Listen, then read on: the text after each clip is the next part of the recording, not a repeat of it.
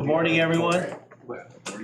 Sorry, I guess we're starting a little bit late. Let's start by the Pledge of Allegiance. Everybody stand. There it is. Okay. I pledge allegiance to the flag of the United States of America and to the republic for which it stands, one nation, under God, indivisible, with liberty and justice for all. Thank you all. Well, here we are today, Wednesday, August 31st, 2022 at 9:02. We'll call this meeting to order. Let's start with any amendments to the agenda. Mr. Chair, we have just one amendment. We're going to strike item 15-3 pursuant to our conversation yesterday. Since we don't quite know the CAOA meeting dates for 2023, we'll defer that to December. That sounds good. That's the only change from staff. So, yeah, okay. All right, next item, approval of the meeting minutes from the June 9th, 2022 meeting. Looking for a motion? So moved. Second. Okay, discussion? All right, all those in favor say aye. Aye. Any opposed? Okay, there's your meeting minutes. And let's start with some board reports. Dan, why don't you kick us off? All right, I'll be happy to. So things looking a little bit better out there in the Eastern Plains after the last meeting. The ag operations kicked up and they got some business, so everything's looking a little bit better. Lyman, they've got a ramp concrete slab replacement project going on. I drove by there yesterday and it looked really good. Everything was progressing nicely. Greg did mention that they are looking for some training opportunities, just kind of what we discussed yesterday in the workshop. So that'll work into that really well. Let's see, Ray, they're redoing the pilot lounge at the airport with ARPA funds. They're also working on a parallel taxiway. They've got the dirt work done, and he mentioned needing some help on funding there. So I'm assuming you guys are. Which one was it? This is Ray. Ray, the taxi. We do know about that one, yes. Yeah, I'm sure you probably do. Yuma's adding some perimeter fencing around the airport there. Had a great conversation with Randy at Akron. They're opening a new restaurant on the field, a chef-operated restaurant. I think it's kind of like a bistro kind of a feel. Nice. And he offered up the airport anytime to do a basically a manager meetup for airport managers for the Eastern Plains, which I think is a fantastic idea for, just a little bit of just sharing ideas and networking and that kind of thing. So I'm gonna work with them on that and see what they'd like to do. I'm sure the CDOT would like to come out, and happy to come out and talk, something like that. So I'll keep you guys informed on that one. Sterling, they just had their aerobatic competition 19th to 20th of August. I'm not sure. I think that went pretty good. And Charlie was also asking about a replacement schedule for 100 low lead for unleaded alternatives. And I don't know if there's anything that's even published. I told them I'd look into it, but they've got a lot of engines that are approved for that, but not a wide scale thing yet. So I'll keep him informed on, if you guys, anybody has something. Yeah, I know, right? Yeah, it's coming. So Fort Morgan got their new cameras installed, their weather cameras. They've got a fly-in coming in September 10th. Wanted me to remind everybody about. Springfield, they're working on an apron taxiway reconstruction. It's on hold because of the price increases. So I'm not sure if has that been partially funded already? Yes. Are they looking for like a, I forgot what we do a secondary loan because of the price increase. I don't know if that's what he's looking for. So we reduced the scope on it actually pretty heavily. Oh, I to see. try to get as much as we could, but no, they got a grant for $400,000 in February 1st. Oh, cool. Okay. So that's one of the things they're working with. Trinidad's doing new taxiways in September, coming up with asphalt. Pueblo, wanted me to remind everybody the Chili Fest fly-in September 24th. All right. Wanted to get that out there. I guess the Chili Fest part is in town, but they're gonna have a shuttle to take people from the airport, and he's excited to have his weather cameras up. When I talked to him, he didn't realize they were already up, so. I said, go to this website, they're up right now, so. Burlington, we hosted the Colorado Pilots Association a few weeks ago, came to town. We fed them pancakes and sausage, and they went to town for our world famous carousel that's in Burlington. We're actually getting ready to host on Tuesday, this coming Tuesday, we're hosting the Colorado Municipal League meeting. It's gonna be in Burlington. We're gonna have it at the airport, do some fun stuff, maybe some VR, flying airplanes in VR, get them scared a little. What was that date again? Tuesday. Tuesday. If there's something we can do to support that, that would be fantastic if there's anything you need. Yeah, I'll look into it. We're looking pretty good. I've got, we're gonna do a little presentation. I'm gonna use the economic impact, information. That's always such a good, a good tool to show people that are not airport people so much. So, yeah, I think we're looking pretty good there. So that's all I have. Excellent. Thanks, Dan. Thank you. Mr. Lee? So I've got a few updates for Colorado Airport Operators Association. Okay. Starting off with the recent conference in Grand Junction. It was a really successful conference, had about 182 attendees, which is a record for the organization on that conference. And specifically just wanted to say thanks to Cdag and Aeronautics and the board for collaborating on that. It really helps to make it a useful and good event. They've done some work on their website that's made some good improvements. So if you go to coloradoairports.org, that's their website, and they've got the presentations, the PowerPoints from that conference up on that website now. So if you're interested, you can look at that. Yesterday, we had some, again, good discussion about some of the airports that are operated by new managers who may not have airport management backgrounds. I thought it'd be worth mentioning that CAOA has got I guess they call it a membership incentive scholarship. Best term I can think of to use, but it's basically where they can pay for one of those new airport managers to either attend a conference, provide their membership dues, or attend some training put on by CAOA, just to try and help them get in with the organization. So if you know anybody that's interested in that, they can get the information on the website or contact CAOA. What's that program called? It's really just a scholarship thing that they would just, if you have somebody that you would like to recommend, get in touch with Ken Lawson. He can kind of work through it with everybody and get it arranged. Cool. We've also got a new scholarship. Oh, wait, I'm back up on some of the training just as an example of the types of training that are provided by CAOA. They recently did a airport marking certification class. It was provided for free to member airports. So some pretty good value. It was, I think, a good class. It was held in Colorado Springs.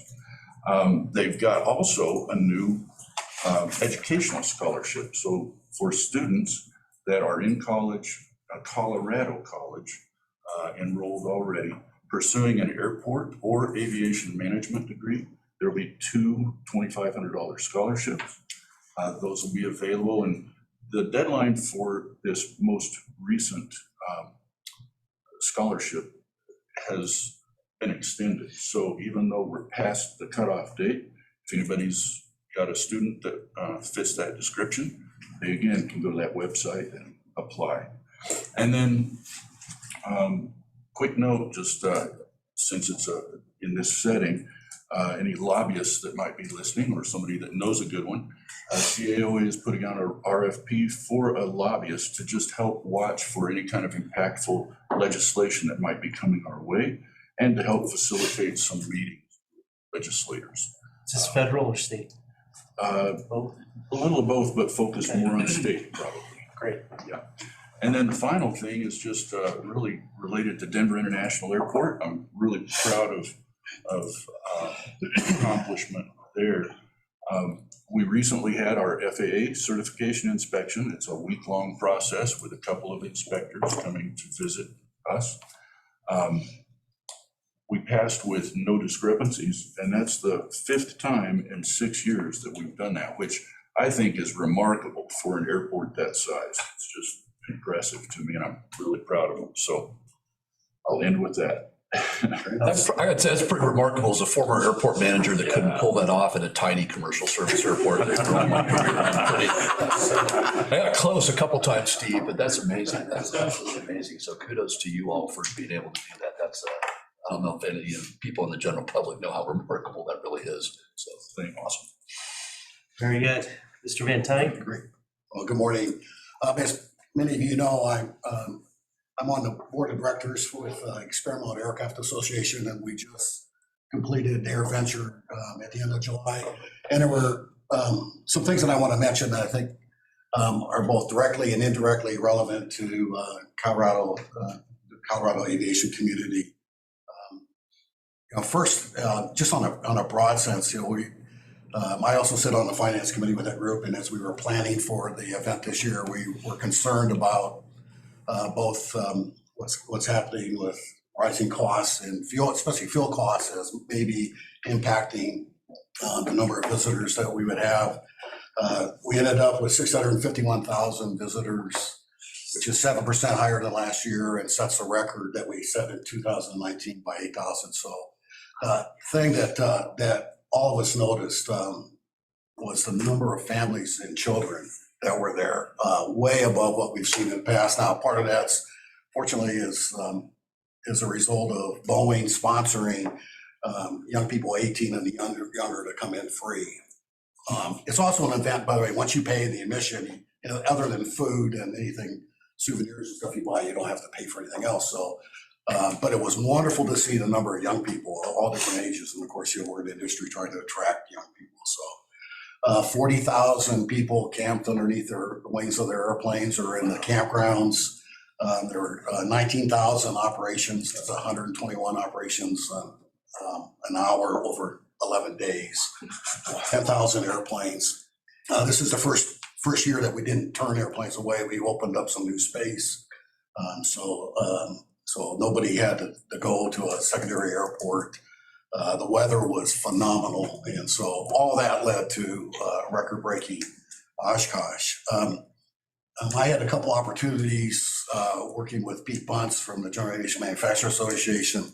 On Monday, we escorted Patrick Key, who is the executive director of the European Aviation Safety Agency, EASA, and 3 of his lieutenants. And then on Thursday, we escorted Billy Nolan, who's the acting director, and 9 of his lieutenants. And in both of those events, we took them around to different manufacturers, but really focused on the upcoming or the new technology that's coming. Spent a lot of time really talking about the challenges around certification that the manufacturers are having.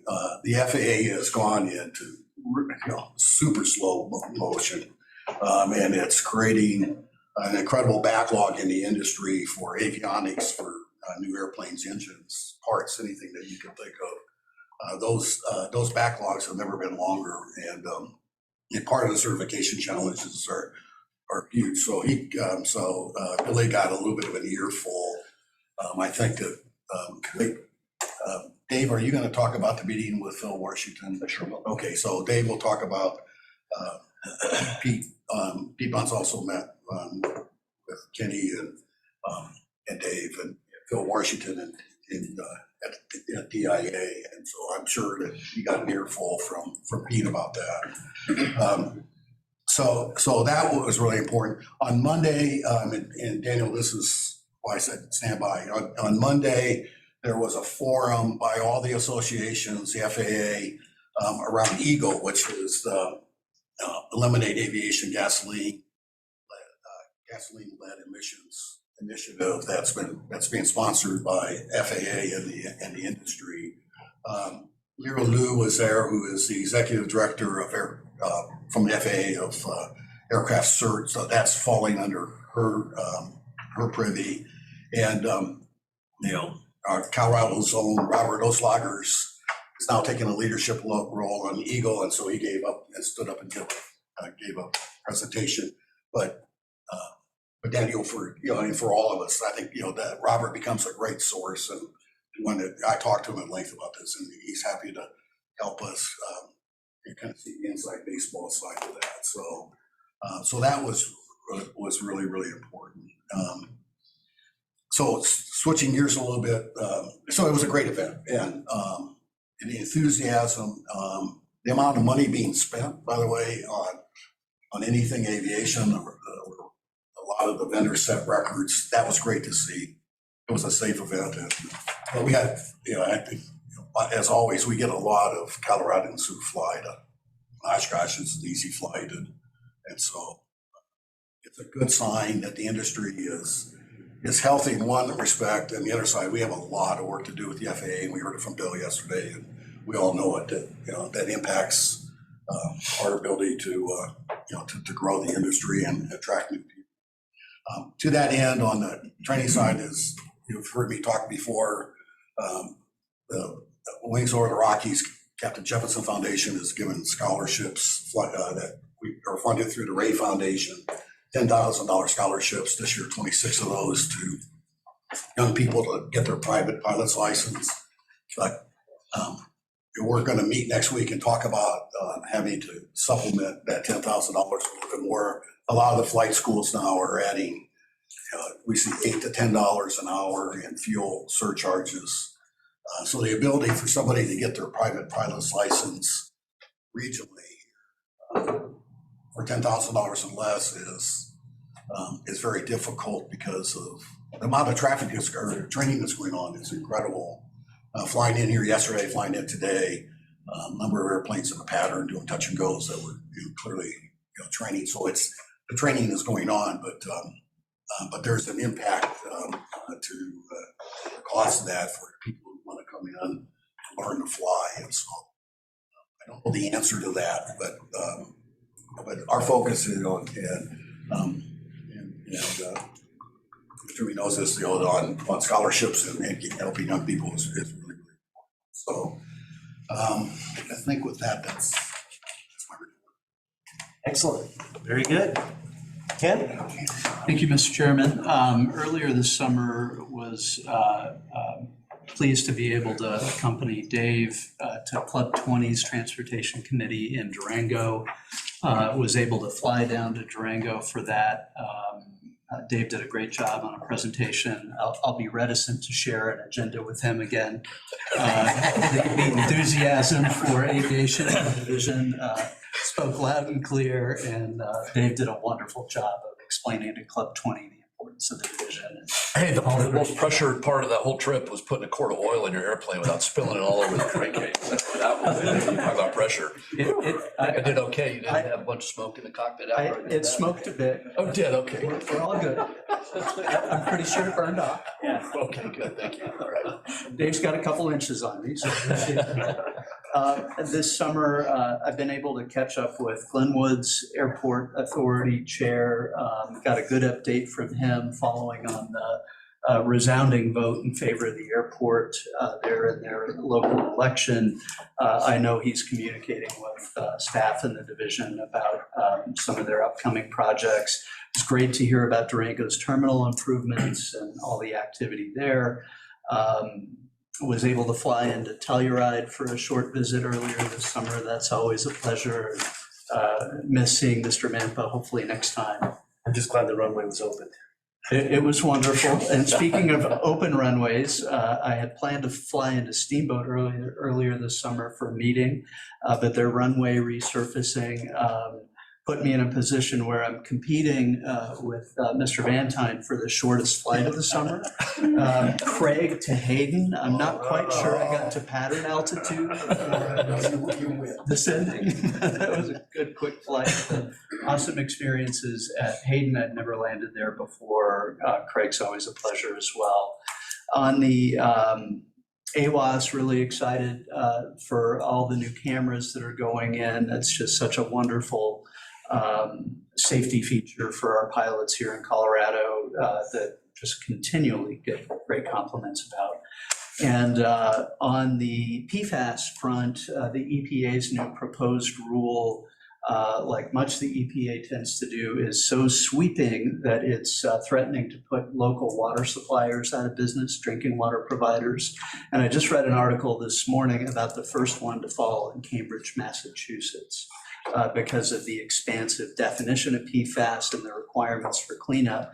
The filtration just doesn't work in small drinking water supplies. And so that's going to be a great challenge going forward. How do we make sure we've got clean drinking water, but how do we make sure that we don't put our small water providers out of business in the process? Also was able to pass along some good scholarship information relative to Wings Over the Rockies to a bright young intern at Durango's airport while we were there. So glad for that. Very nice. Truly. All right, so I'm the pilot organizations representative, and I'm gonna start with Civil Air Patrol. Theirs is always a nice, cool, long one, with lots of statistics, which are fun. So we'll go ahead and start with Civil Air Patrol. The Colorado Wings branch of Civil Air Patrol is called CAUG, C-U-W-G. Yeah, so they had 619 hours flown in June and July by 16 different single-engine aircraft across the state.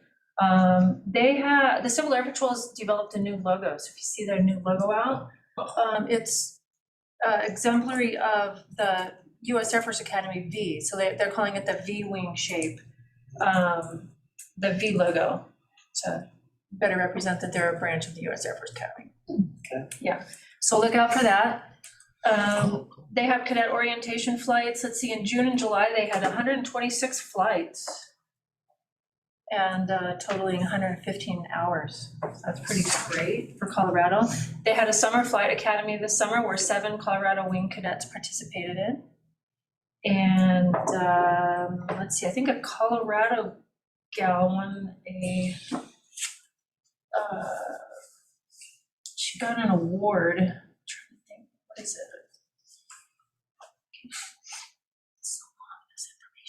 There's a lot of information. Somebody in Colorado won a big national award. I'm sorry, I don't have it. It's written down in our notes. Sorry about that. But yeah, so those are good statistics for them. The next thing would be Colorado Pilot Association. We'll go ahead and start with the Women in Aviation has a Girls in Aviation Day coming up, which is going to be great. We got Boom coming, NASA, CU Aerospace Engineering Department. Let's see, gosh, who else is coming? Flight schools, Signature might come in. MSU is going to be there. Ames Community College is going to be there. It's going to be awesome. Where is it? At Wings Over the Rockies. Yes. At Centennial? Mm-hmm. Yeah, at Wings Over the Rockies at Centennial Airport. That's going to be awesome. Gosh, I have this all written down and I can't find it now because I said it. I didn't think I was going to be actually giving a report. Well, I wanted to say this, that I see that Hetty did gather all this information. It is in our board packet as well, Yeah. so it's very thorough. So Yeah. 99s are active. CAVA just had a Gulfstream event. EAA continues to have their IMC nights and their VMC nights for pilots to attend along the Front Range. Colorado Seaplane Association, I think Ray Hawkins got his seaplane certificate over the summer. And then I feel like I'm missing Angel Flight West, I don't have a report for. That pretty much covers it. Yeah, okay. very good. Thank you. Jazz? Jazz Tedesco, Eastern Slope Governmental Representative, also representing Colorado Air and Spaceport, the only Colorado spaceport. Just wanted to thank you for coming out here. My report's going to be simple. There's a lot on the front, especially as a governmental representative. I appreciate the conversation over PFAS. Within the county, we have over a dozen water suppliers, and everyone is scared and scrambling as to what they need to do. There's going to be a lot of legislation. There's going to be a lot of infrastructure need across not just my county, but every county in the state and in the United States, just because of that lowering of that threshold. I think it's something that we're going to see prominent in the newspapers, and we're going to see it as a infrastructure ask, whether it be through taxes, fees, whatever that may be, because I know just in my county, some of the water districts are looking at building new facilities just so that they can filter out that PFAS and meet that threshold, that newer threshold. I absolutely appreciate that conversation. I also appreciate the conversation over alternative fuels. I think that's something that's going to rise to the top of everybody's radar, and that's something that the county is looking at. And as far as the Colorado Air and Spaceport goes, I do want to say that we are finally, I've been a commissioner for 10 years, and I've pushed for fencing around this airport for 10 years. And hopefully, we have the director got here, hopefully, from everything that I've heard, it will start this year, hopefully finishing sometime in the summer of next year. And we will have keyed access, and it'll be very, very nice because we are seeing a very strong uptick in not just on-property facility use, but off-property facility use, especially in the industrial and light industrial area, because of our rail service that comes out here in our proximity to a lot of the highways. So you're going to see this airport grow immensely once that fencing comes around. And I want to thank this board for all the opportunities and the grants and funding that comes through here, because if it wasn't for that, a lot of the airports, especially ours, would not be able to do a lot of these projects. So I just want to say thank you for that, and thank you for having me here. Wonderful. Thank you, Jazz. Continue. Please. Sorry, Yeah. sorry, I couldn't find my report. I finally found it.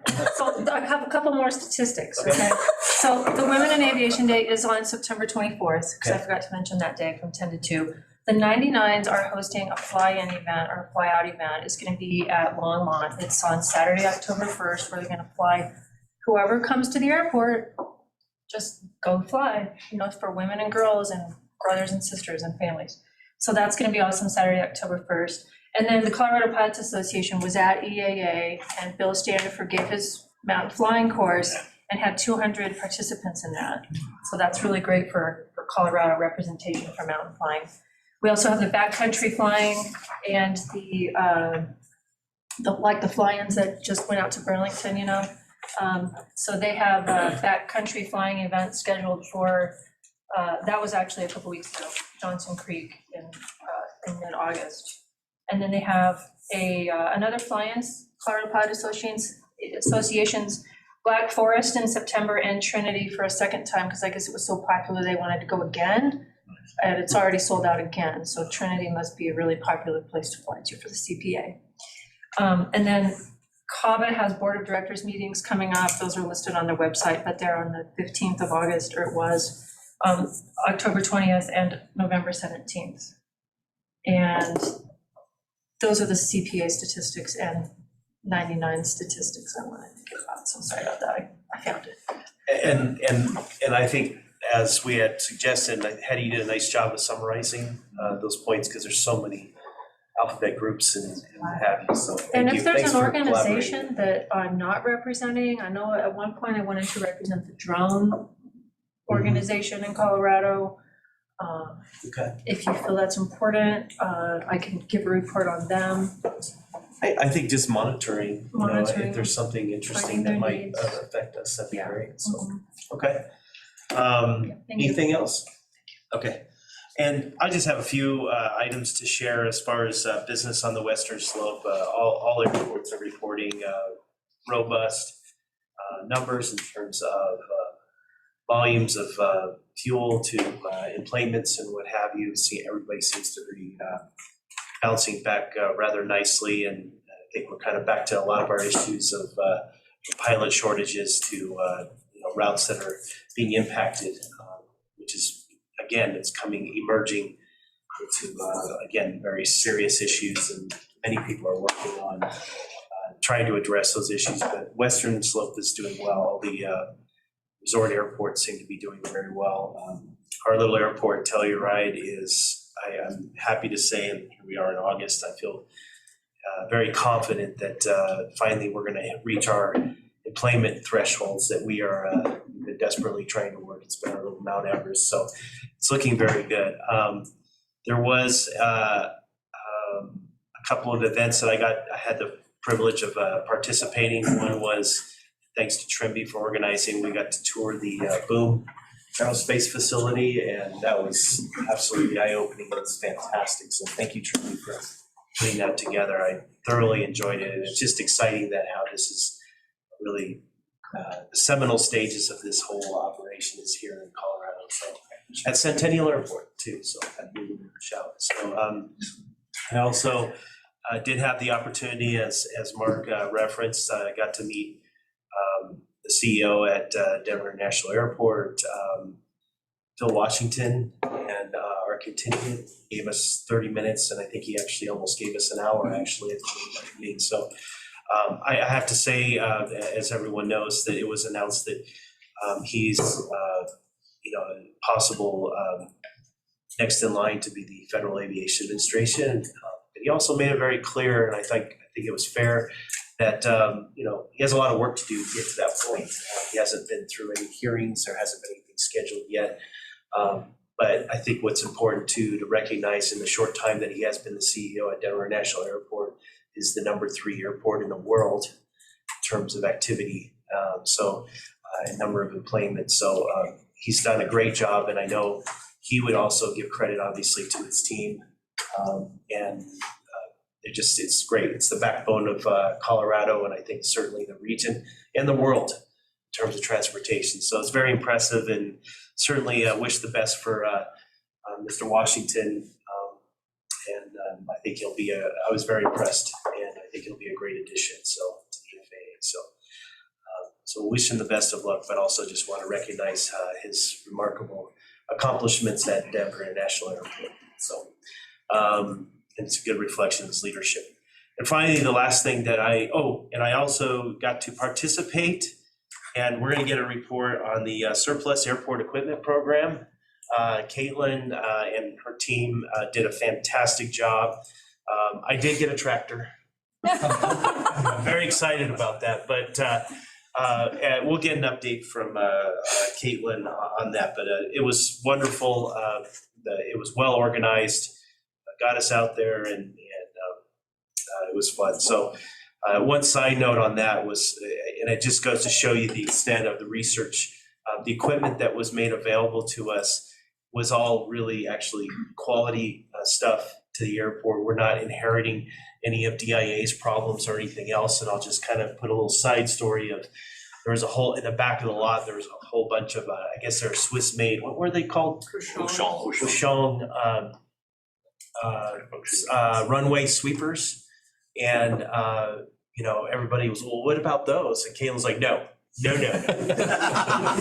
And so it just, from her research, even though DIA was generously willing to include those, I think what she did a very good job of researching that is they are quite a maintenance risk, and to put those on any of our Colorado airports would have probably been more of a headache, certainly for the state, because they would have most certainly come back to the state and say, hey, can we bring some Swedish mechanics here to Swiss mechanics here to fix and work on these things. So I will tell you that, and I appreciate that. That's a great effort, is that we're not, it just kind of shows you a little micro story of the effort that went into to make sure that all the airports are getting equipment and opportunities. So just wanted to appreciate all that, and we get a good thorough update on that. So, and finally, one last thing I wanted to kind of share. I was presented, in an effort to always try to make approaches safer into Telluride Regional Airport. It's been kind of one of my obsessions. Emerging technology, in spite of all the challenges and the terrain of flying into Telluride. We have a company called Flight Tech Engineering and Alex Siebel, who has been outstanding in terms of, he developed, engineered a approach that we've been operating now for almost 3 years. And it has brought our minimums. It's a private special. Usually airlines at airports will take on something like this, but we are one of the few airports in the country where we've taken it on, and we're responsible for the maintenance and what have you. And we establish agreements with users that have the right equipment and what have you. But they surprised me last week and came to the airport, and the stars had aligned where we were able to get a flight evaluation on a brand new RNAV GPS approach into the airport, which even drops the minimums lower. It will be a private special, but given that, and the other thing too is we're able to do the evaluation in a Gulfstream 550. So again, when you bring the partnerships between operators and the FAA, as well as the interests of the airport together, and we could do some really good things. So I just had to put a shout out to Flight Tech Engineering for their outstanding work. But I felt like it was a Christmas present. I was pretty excited. So they kind of sprung that one on me, and absolutely delighted. And he has a great team that's growing. So hopefully they'll be able to serve other airports in Colorado. So, and that's all I have. So let's go ahead and look at, we got some guests today, some public comments. Anybody like to share anything, or anyone that's online? Nobody online so far has indicated. Okay. Anybody in the audience. All right. Jeff? I'll go ahead and share a couple things about the Colorado Air and Spaceport here. Okay.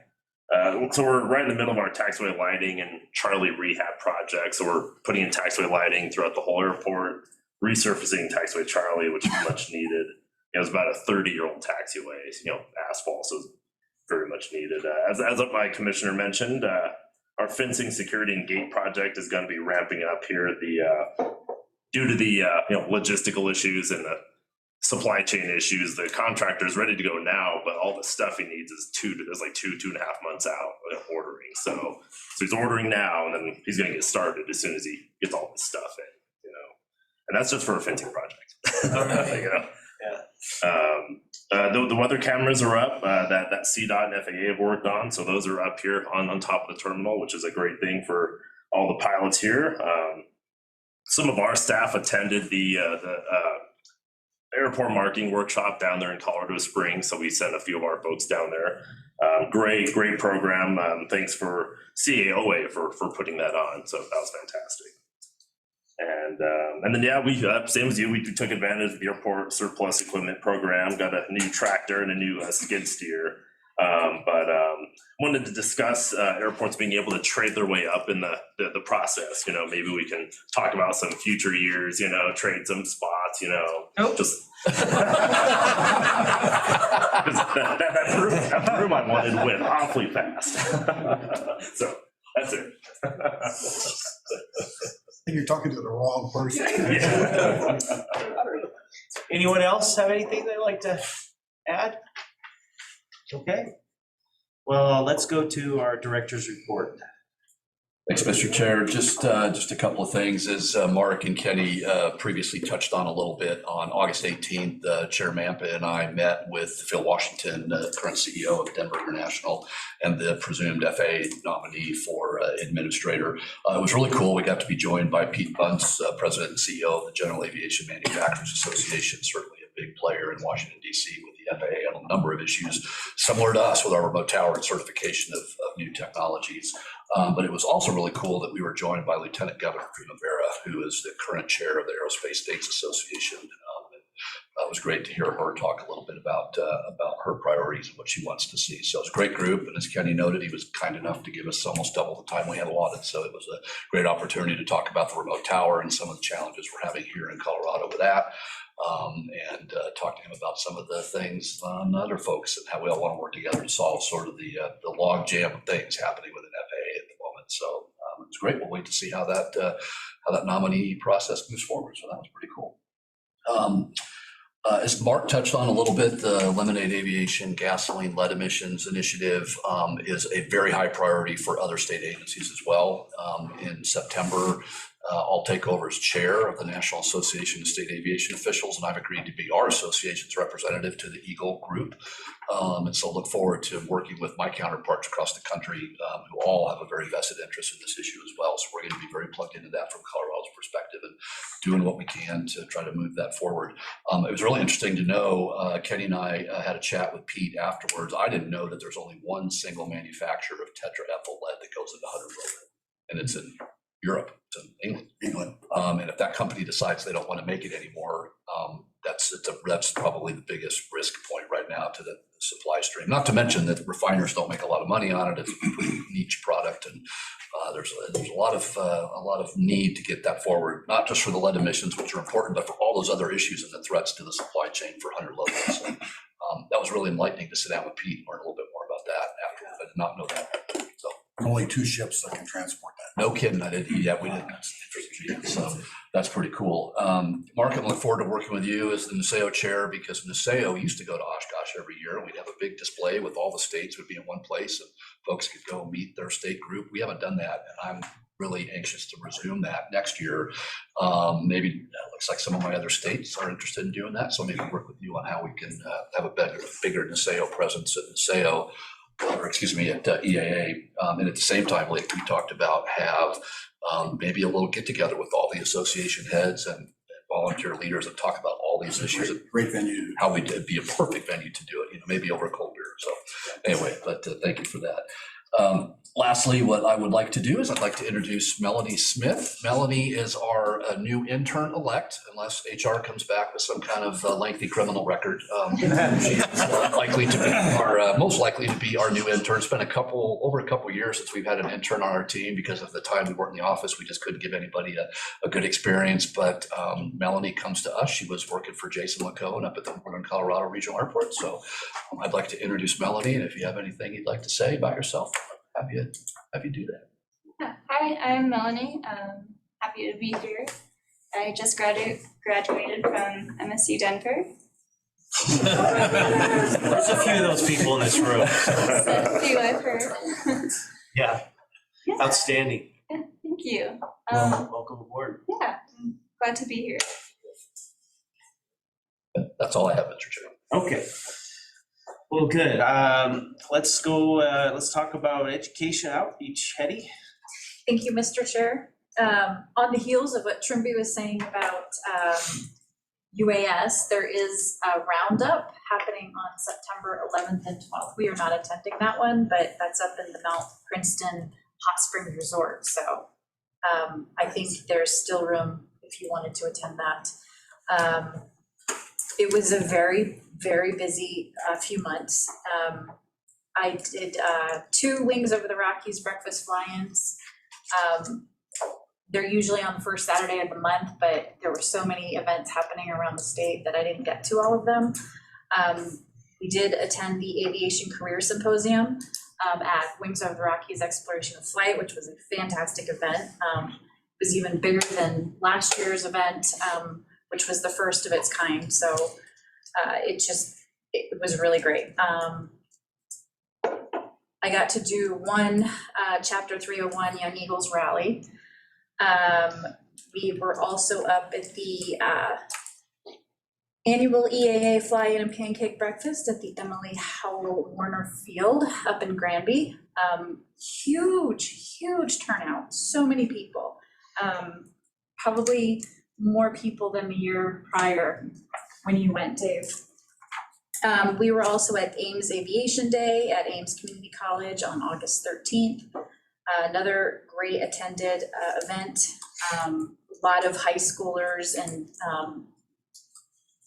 early college age students that came up and really wanted to know what was out there as far as the aviation industry and how they could get in. So we were also at the Silver West Air Fest, August 20th, so about a week and a half ago.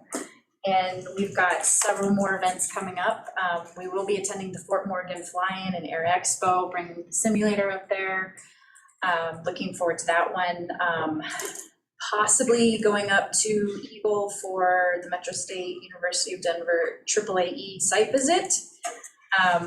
We will also be attending Girls in Aviation on September 24th at Exploration of Flight. Looking forward to representing there as well. And then possibly Colorado 99's Let's Fly Now. So and that's October 1st. So it's very busy, but it's very great. Yeah, very good. Nice summary and on that a memo too. Thank you. Thank you. Hetty, what percentage of those events do you take your simulator? Just curious. I would say probably 20%. Kind of depends, I think, on our audience and the venue, whether we take it or not. If we're outside, we can't make that work. And if it's a bunch of adults, it's not, it's really more for kids. So I think it depends on the. Yeah, we took it up to Silver West because they provided, we were actually undercover in a building. So we had the power as well as the weather protection. I was under a tent at Ames, and that one was okay because the weather was just sunny. But if there was any other inclement weather, I probably would have just put it away and put it back in front. And then, but Fort Morgan, they're also going to put us in a building. So. Great. All right, thank you. All right, so let's talk about our financial update there, Bryce. All right, thank you, Mr. Chair. Just a reminder, it's August, so we are actually looking back at the previous fiscal year as we wrap up fiscal year 22. So June's revenue came in at 6.9 million, which for the year finalized our revenue at 46.3 million. That is the highest annual revenue recorded in the division's history. This outpaced our forecast of 42 million as revenues continue to grow with strong fuel flow in Denver and fuel prices remaining high. And then, as discussed yesterday with the board, as we moved through COVID and we changed our modeling and things like that, we are back on our month-over-month historical trend modeling, and will be for the foreseeable future. At any time, should we change that, we will let you know. But we have stabilized in that aspect and are reporting that way. Next slide here looks at computer just went blank. Our aeronautics cash balance finished June at 23.8 million. It was up 2 million from 21.8 at the end of May. Of that balance, 11.1 was committed for Cdag grants and 4.1 million through other obligations like statewide initiatives, admin, things like that through the end of fiscal year 23. Increase was a little higher than expected. Again, revenues just continued to grow and grow. And we did actually have fewer drawdowns than we historically have in June. So that contributed to that. Next slide. Tax expenditures by month totaled 3.6 million in June, of which 3.5 was sales tax related. 41,000 was Avjet excise, and 9,000 was Avgas. Again, continued to follow the month over month trending where we show revenue one month, the next month the disbursements go out tied to that. So we have not got out of sync on that well over 5 years. So continuing that trend. Next one here shows our contingency graph at the end of FY22. That's why this looks a little different than what we looked at the workshop. This wrapped up last year. As you can see, our $9 million program in 2022 is more than covered. Again, as we look forward to future years, we're showing an extremely healthy cash balance.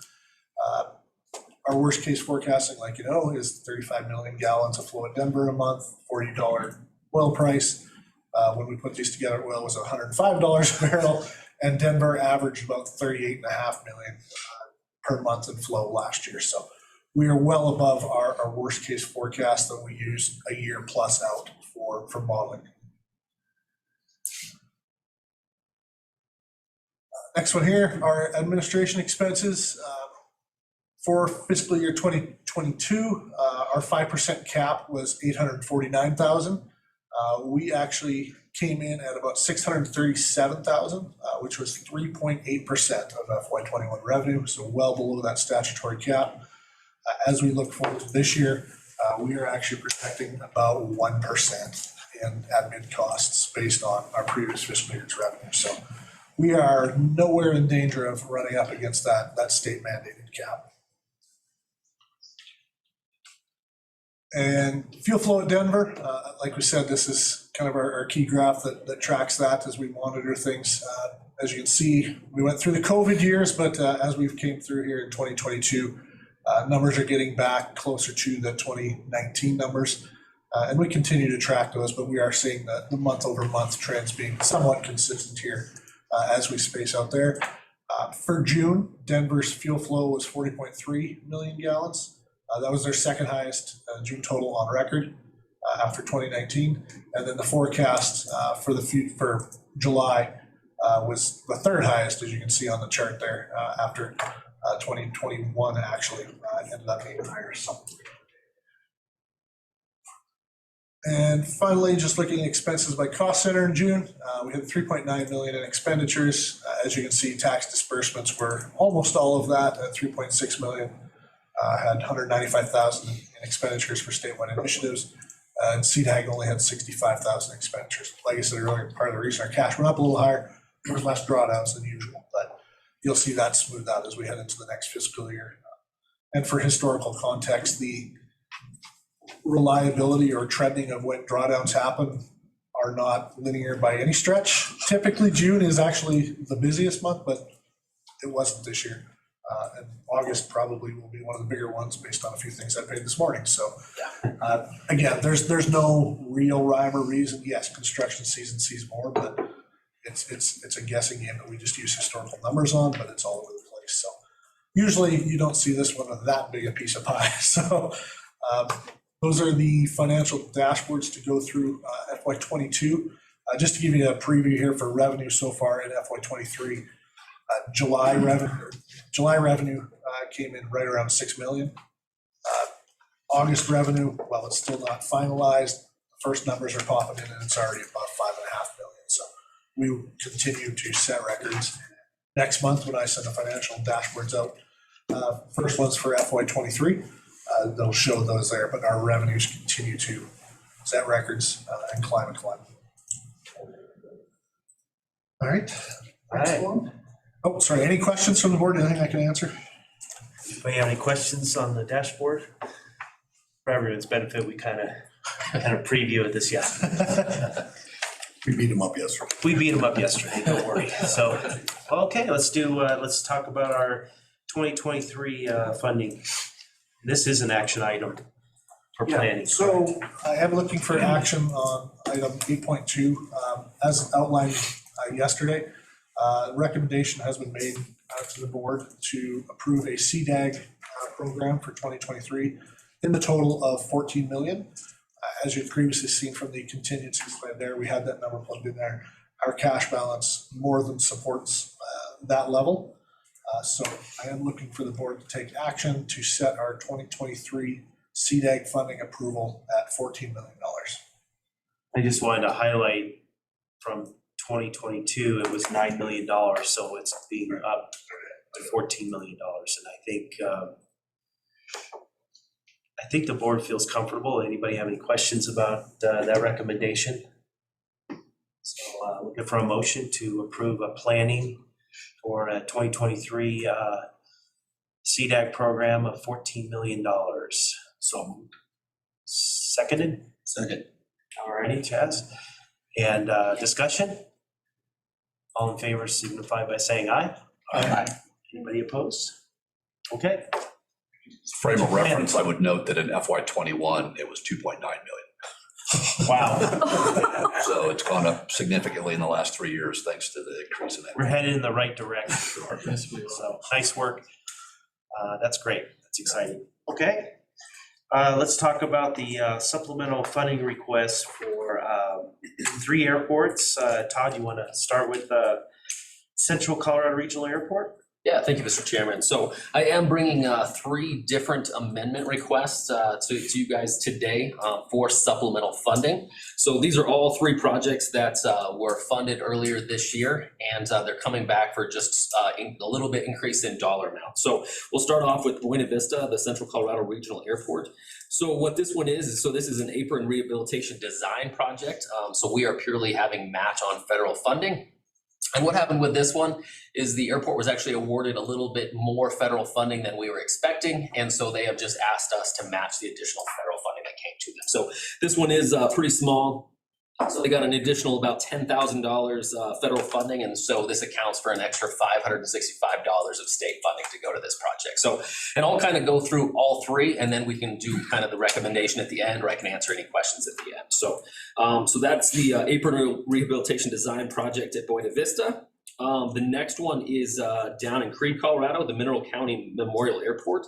And you guys may remember this is our big project for the year. This was a big $3 million project that you approved in January. And I actually was just talking with Scott earlier today. That project actually just finished up the main portion of the asphalt piece just yesterday. So they just finished laying the asphalt just yesterday. But they are requesting an additional $175,000 of funds just to take care of any pieces that come up. That $3 million, we were right at the edge of, if anything went wrong, there wasn't going to be enough funding for it. And so they have requested an additional $175,000 just to take care of some overages that may happen through finalizing the project. So, so $175,000 for that project. And Scott, did you have anything to add for that project, since I know you are online? No, Todd, thanks. But yeah, just to clarify, they're actually going to finish paving today, and then all the other work. But, you know, they had mentioned that the contractors will actually invoice on the quantity of asphalt that actually gets laid versus what was bid. And just due to the limitations in our state-only grants, that there's no flexibility for them if they were to go over. So this is just it. The funding may not be needed, but they just want to have it in place just in case once the project wraps up. Thank you for the additional detail, Scott. Great. And then the third project here is down at the airport in Westcliff, where Eddie was here recently. So Silver West Airport. So we had helped fund a pavement maintenance grant down there at the airport, and we were interested in doing a test of a new product out there. It's not approved yet from the FAA. It's a 608H, which is just a heavy fog seal is what it is. And so it actually puts down oil and then some additional aggregate on top of that oil to actually kind of replace the surface of the runway to give it a new wearing surface. And so we are kind of So chip seal. it is similar, but it's still considered actually a rejuvenator and not a chip seal, which is interesting.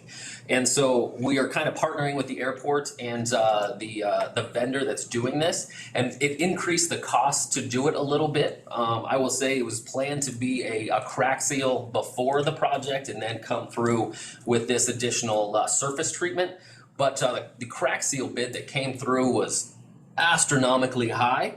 And so we actually backed off on that piece of it. And so we're purely looking to do the rejuvenator aspect with this round, but we're requesting enough money that next spring, we're gonna have enough money to do the crack seal again. We're hoping to kind of get out ahead of some bids and make sure we get a little bit better prices on the crack seal portion. But it came through very high. We were all a little surprised when it came through.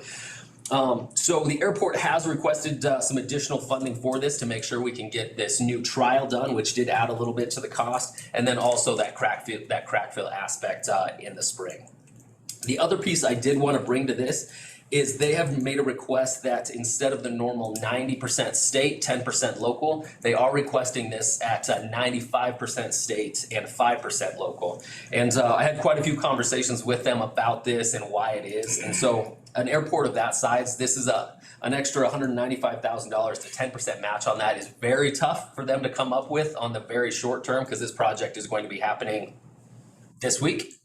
And the other aspect is this is a trial of this product, and this is honestly something I'm very interested in, because normally a rejuvenator like this we can usually get maybe 4 years out of, and there's a possibility that this could give us 7 to 10 years out of it rather than having to come back 4 years later. So I'm really interested in seeing what this is going to do on a runway up in the mountains. And so that was one reason when I talked to Dave about this at length, and that's kind of why I do support their request at a 95% state and a 5% local. But again, they are requesting $195,279 to kind of finish out that project. And so with the local aspect too, and the money that was awarded in February, it'll bring that project right at about a $400,000 project. So in total, all three of these sum up to $370,000 and $844. I would be happy to answer any questions you guys have, or be looking for a motion of that approval. Okay, any questions from the board? All right, so we could do all three of these in one motion to support the three airports: Central Colorado Regional Airport, Cree Mineral County Airport, and Westcliff Silver West Airport for a state grant or supplemental totaling $370,000 and $844,000 supplemental funding request. For a motion. So moved. Seconded? Second. Discussion? All in favor signify by saying aye. Aye. Anyone opposed? All right, there's your supplemental. All right, thank you very much. All right. Airports will be very happy. Yeah, it'll be interesting. I'm curious about the crack sealing after. So are we. But maybe some of the sounds like you got larger aggregate that might fill up some of that to create a bed for the crack sealing, and maybe that'll work out. So actually CAOA 2 years ago now, they hosted a pavement maintenance training. So this was the precursor to the pavement markings aspect.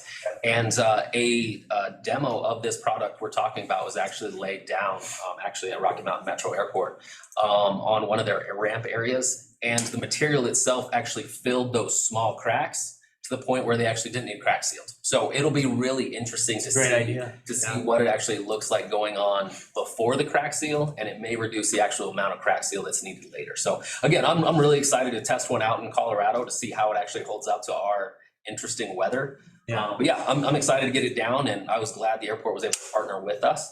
And we're actually looking to do another couple of tests next year. So we're looking to do one actually at the Southeast Colorado Regional Airport over in Lamar, and then a taxiway at Del Norte. So that will be kind of future discussion, but I'm excited to get a test down. And again, if we can get 7 to 10 years out of a rejuvenator like this, I am really excited about that. That's great. Would you be interested in following up with that? Oh, Let us know how it works. Absolutely. So again, that's a big deal. I think it went down. It may have went down last week. I will get updates for this group and absolutely follow up with you. Yeah, I'm really excited about this stuff. So okay, well, let's go on to number 10. It's a fund balance adjustment plan. Bryce, let's start with 10.1, the SIV transfer. Sure. Thank you, Mr. Chair. This is a little different than anything we've had to do since I've been here anyways, but as we've previously talked about, our current cash balance is higher than necessary, as we talked about fuel flow at Denver and fuel prices, period. So we've come up with a plan to allocate $9 million of funding towards airport capital improvement processes. There's 3 elements, so I'll go through all 3 together. Todd and I will. And we'll come to you guys for an approval for the 3. If we need to split them out and talk about them separately, we're happy to do so. The first element, as we went into detail on yesterday, is transferring $7 million into the State Infrastructure Bank Loan Account Program for aviation projects. Currently, there's $4.6 million available in this account with $19.2 million out on loan. The additional $7 million that we're requesting for this account would bring our available balance up to $11.6 million. We know there are multiple interest from airports throughout the state in utilizing the SIB program, so this would help fund those for future projects. And it gives access to numerous airports throughout Colorado to fund underfunded projects that aren't able to be funded federally, state, whether they are eligible, whether they rise up to the level of need or importance. But it's a way for them to use that account. Like we said, right now there's $19.2 million out. One key note, this $7 million we are requesting be transferred into this account. Could be transferred back into the division's Fund 160 account, which is our normal account, at any time, provided the cash is there. As we talked about yesterday, the way repayment schedules work and things like that, at most, we'd be looking at roughly a 2-year period before that funds, if it was all tapped out, would be back available.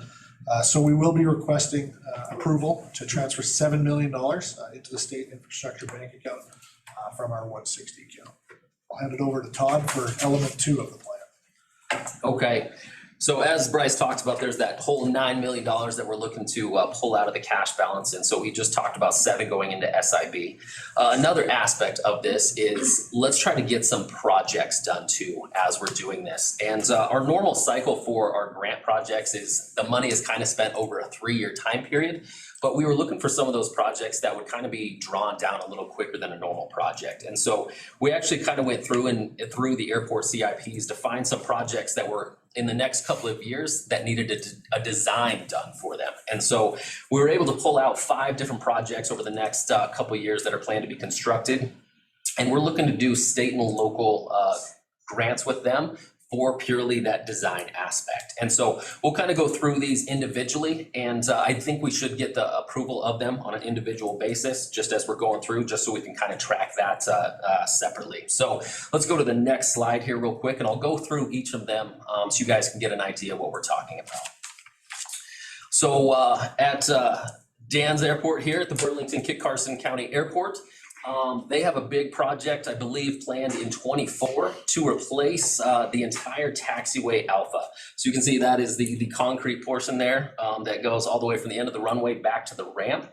A few years ago, there was a large blow up in that concrete. And so that piece got fixed, but the entire, the rest of the taxiway does need rehabilitated and reconstructed. And so what we're looking to do is do a $300,000 grant with Burlington to really get prepped for that big project in '24. So that should allow us to get an understanding of what's actually going on with the concrete and come up with a good plan and actually be ready to bid that once it gets closer. So the other nice thing about these design grants is a lot of these federal projects, the design happens kind of as we're approaching that project, even though there's not money available for it yet. So this lets us kind of get out ahead of that and know what we're getting into. So again, this one is Burlington-Kit Carson County Airport for $300,000. I'd be looking for approval of this out-of-cycle request for Burlington. I guess the big question is how in the world do you have a concrete taxiway and an asphalt runway? That's let someone else answer this question. That's an interesting story. The runway was concrete. Okay. And it blew up in 2006. Right. I thought I remembered overnight in the middle of the runway. Yeah. And so there was. Well, and to give you an idea, when we say blow up, we literally mean blow up. There's so much pressure. It's an ASR, an asphalt, aggregate. Alkaline reaction. I remember Larry Mack Yes. doing a great presentation to the board on that. Where there's so much pressure actually pushing against the concrete between panels that when it actually blows up, it shatters the slab and it actually comes out. It's turns into pebbles. It's quite the experience to see actually. And it happens literally overnight. Yeah. So it's interesting. And so the runway got rehabilitated or reconstructed to asphalt, and now the taxiway is starting to do the same thing. And so it's kind of that's the reason you're seeing the very different pieces, and even the transition between them is an interesting aspect as well because they both expand at different rates. Yeah, we're getting some shift, and yeah, it's pretty interesting. So they're kind of fighting each other too, which is a normal aspect when you have 2 different types of pavement next to each other. So, but again, it's a design project, so we can know exactly what we're getting into as we get closer to that project. And again, it's a federal project that'll be in '24, and so even though it's a state design, it still has to follow all of those different design requirements of the federal projects because it's for a federal project here in a few years. So, okay, any questions on this one? All right, let's go to the next one. Perfect. The next one is for Centennial Airport, a very similar project, oddly enough. This one actually is for design of their taxiway Charlie rehabilitation. So It is somewhat hard to see in this photo, but we see the north-south runways. It's actually the crosswind runway is taxiway Charlie associated with this, so it's just past all those hangars. It's an inline, it's kind of goes right adjacent to those hangars right there. And again, we're just prepping for a federal project planned out in 24 for that project to occur. So again, these are really nice projects because they can be designed over the winter, and we're trying to get that money spent is where we're trying to do. So happy to answer any questions you have about this project, but you'll find out most of these projects are very similar projects. Any questions? All right, let's talk about Astronaut Kent Rominger Airport. Okay, over to Del Norte with Astronaut Kent Rominger. So another design project. So we actually had a very long conversation with the airport staff there. They have a lot going on at Del Norte. So there's actually, this is designed for 4 different projects that are going on there. They have some hangar developers that want to come in and build some hangars because they are already running out of space, even though they added a ton of different taxiways and ramp area a few years ago. They're already out of space. So this airport is really booming right now. And so they're trying to get some electrical down to those hangars. So it's somewhat of a utility project to get electrical to where this new area will be built for hangars. And then also a taxiway pavement maintenance project. And then a taxiway alpha rehabilitation project. And then this is actually one of our big projects next year is when the runway was actually built back in 2008, the original plan was to put down the first mat of asphalt and then come back and put down the second mat of asphalt, but it was a little bit too pricey at that point, so we actually weren't able to actually put that last mat of asphalt down. And so we are looking to do that next year. And so this is also designed for that project as well. So a lot going on there, but again, we're looking to do a design for all 4 of those projects for $200,000 at Del Norte. Excellent. Questions? I have a question on runway alignment, like when Rocky Mountain Metro changed its runways a couple of years ago. Yeah. Before you do this work, you double check that you're not gonna change the runways? For the magnetic Yeah, declination changes, I don't have a good answer for you with this one. And that's kind of where the design aspect comes in. That'll definitely be a piece of that. I will make sure that's a piece of that. But yes, that is something we run into a lot with some of these big projects and those sneak up on us, oddly enough. It's just crazy. And there will be some airports that I think they can update their signage before the runway, and it's at Rocky Mountain Metro. Yeah. That we're designing the rehab, and our engineers said, oh, by the way, change it all. Yep. Wow. Yep.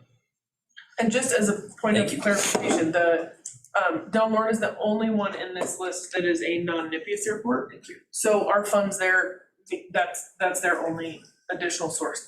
There's no federal funds that have ever gone into Del Norte. And we've talked about them being added to the NIPIAS for years and years, and it's our belief and the locals' belief that they are a wonderful asset to the state system without the necessity of being in the NIPIAS. And the amount of money they put in locally to this airport, I've never seen the support like an airport like Yeah, the this. state has been fairly supportive too over the many years, right, over the last 20 years. We really have, yeah. Yep. Did they get a new runway? So they, in 2008, yeah, In so it 2008. started, Travis saw that, I don't know how Travis determined that they were great on the west side of the San Luis Valley, but Chris Pomeroy was their planner when I was an intern with the division. And then Sweeney is actually the one who he's the one who got the project done for the state. They're one of my airports now, and every time I go, there's new stuff. There are new hangars, there is new development. Every time Sean takes a picture, there's more stuff. Like some airports remain very stagnant in their development, and Del Norte is amazing with the amount of stuff that they're getting. So I've got some twins in there now, it is crazy. That's great. So I think that it's safe to say that the NIPIAS aspect has the state as well as the FAA is championing, are supportive of this. So this is, call it pending. They It do will not happen. want them to be in the NIPIAS. You do not? No, and neither do they. And The amount of projects we can get done there, Yeah. our money goes a little further because we don't have to worry about Gotcha. Davis Bacon and all of the other all the other clauses that would require additional funds. Gotcha. Help us with the acronym again. NIPIAS? Yeah. National Plan of Integrated Airport System. Thank you. Yes. And we have 49 airports that are in that in Colorado. And they're the ones who receive their non-primary entitlements or an entitlement or whatever. They're eligible for federal funds. Del Norte is not eligible for federal funds because they are not there.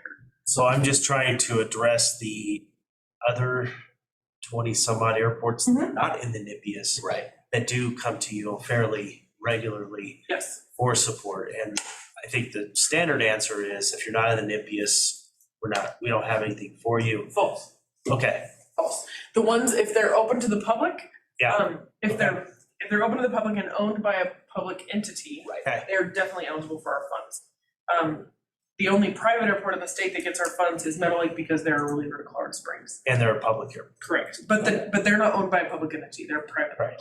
All the other publicly owned, public use airports are definitely eligible for our funds. Westcliff is one of them, so we just did the supplemental for Westcliff. Their pavement maintenance, that's the reason we're able to do the 608 on their runway, because it's not federally eligible, they wouldn't be able to put it on their federally eligible runway with this test product. Springfield, we put the AWAS in at Springfield a few years ago, that's a non-NIPIAS airport. Walden is a non-NIPIAS airport. No, I think that's good. There's You're lots of weighing them, and value they're definitely- to the state system. I They think. definitely have a high ranking in our mind as planners as important contributors to the system. And Not only the non-NIPIAS contributors, designator doesn't, it's Right. not. Not only are they contributors, but they're also very supportive of their airport. You're not the last resort. Correct. Right. Del Norte, the town was so leery when they turned the beacon on. The town Yeah. administrator was so scared. She got calls that they were, like, she had neighbors, like, that is the coolest thing we've ever seen. That doesn't happen anywhere, Different so. from my experience in Aspen. Yeah. Yeah, so Del Norte not being in the NIPIAS, they still are a thriving airport with Okay. our funds and the local funds. Thanks for clarifying that. I think that's good. I think that's for the record, that everybody understands that. With regards to NIPIAS inclusion, that's pretty interesting. It's really tough to get in the NIPIAS. There's a whole bunch of criteria. The Yes. biggest single roadblock to any airport getting in the NIPIAS is the FAA requires that airport already meet the existing design group standards before going into the NIPIAS. And most of our non-NIPIAS airports do not necessarily meet their FAA standards, and that would be hugely costly at many of those and physically impossible at a lot of them. So it's not easy to get in the NIPIAS based on that alone. Let me ask a question on the other side. Is there anything significant disadvantage for an airport not being in the designated? Or not You being can in make the an argument for or against it depending on the airport. We've talked about it with Del Norte every time, because when you do this, when the state does the system plan, that's our opportunity to suggest new airports in the NIPIAS. We've talked about Del Norte the last 3 times we've done a system plan, and we've always determined that it's not in their best interest or the state's best interest. I mean, they still, like we said, are a huge contributor to the state system without that NIPIAS designator. Of all the non-NIPIAS airports in the state, they're probably the closest standards wise To to being meeting? able to go in, yeah. Yeah. And it's not the locals' desire, it's not our desire. They have to educate some commissioners when new commissioners come in, because they see that 150,000 as like, oh, that would be amazing, not realizing that it would cost them in the long run way more than that 150,000 a year to be in it. Sounds very balanced. Mr. Chair, can I add a few things about that airport too? I think that's worth noting is the reason why we put that runway in there was because of the new hospital that went in. And we did a short video on that, I remember that. talking about it, and then a follow-up. But that's one of the main reasons that runway went in there. So I think Eagle AirMed is still based out of there, and they provide the main transport for the hospital, Rio Grande County Hospital. So that's another big deal about that airport. It's a good emergency access. We actually had a transport in Burlington that the Del Norte airplane came out for. They were so backed up everywhere else, they sent the Del Norte airplane. So, and another thing we do with some of these non-NIPIAS airports where we're spending quite a bit of state money is we do have them go through a similar process as they would on the FAA side to do somewhat of a mini master plan. So, so they're not just building hangars in random places and not planning for things. So we went through that quite a few years ago with Del Norte, where they have an airport layout plan where they know where their next set of hangars are going, where they need taxiways, taxi lanes. And so that's one thing we also do to make sure that our money is well planned for at some of these. And so that's kind of, it doesn't surprise us when they come back to us, when they're like, well, that taxi lane we put in a few years ago, it's completely full. Hangars are ready. We need to talk about the next step in our ALP so we can start building in the correct spot. So again, an airport that its local commitment is unmatched. And every time we go there, we tell them that. So Well, I think it's a great example too. It's the local group or governance are the ones that really have, if they have great support, that the state is a good partner for that. So, and I'm sure as with all the grants and you have the standardized assurances that they commit. So that's great. Excellent. Well, let's talk about Gunnison. all right, so on to Gunnison. So here we are looking to help them design the rehabilitation of, I believe it's their GA ramp.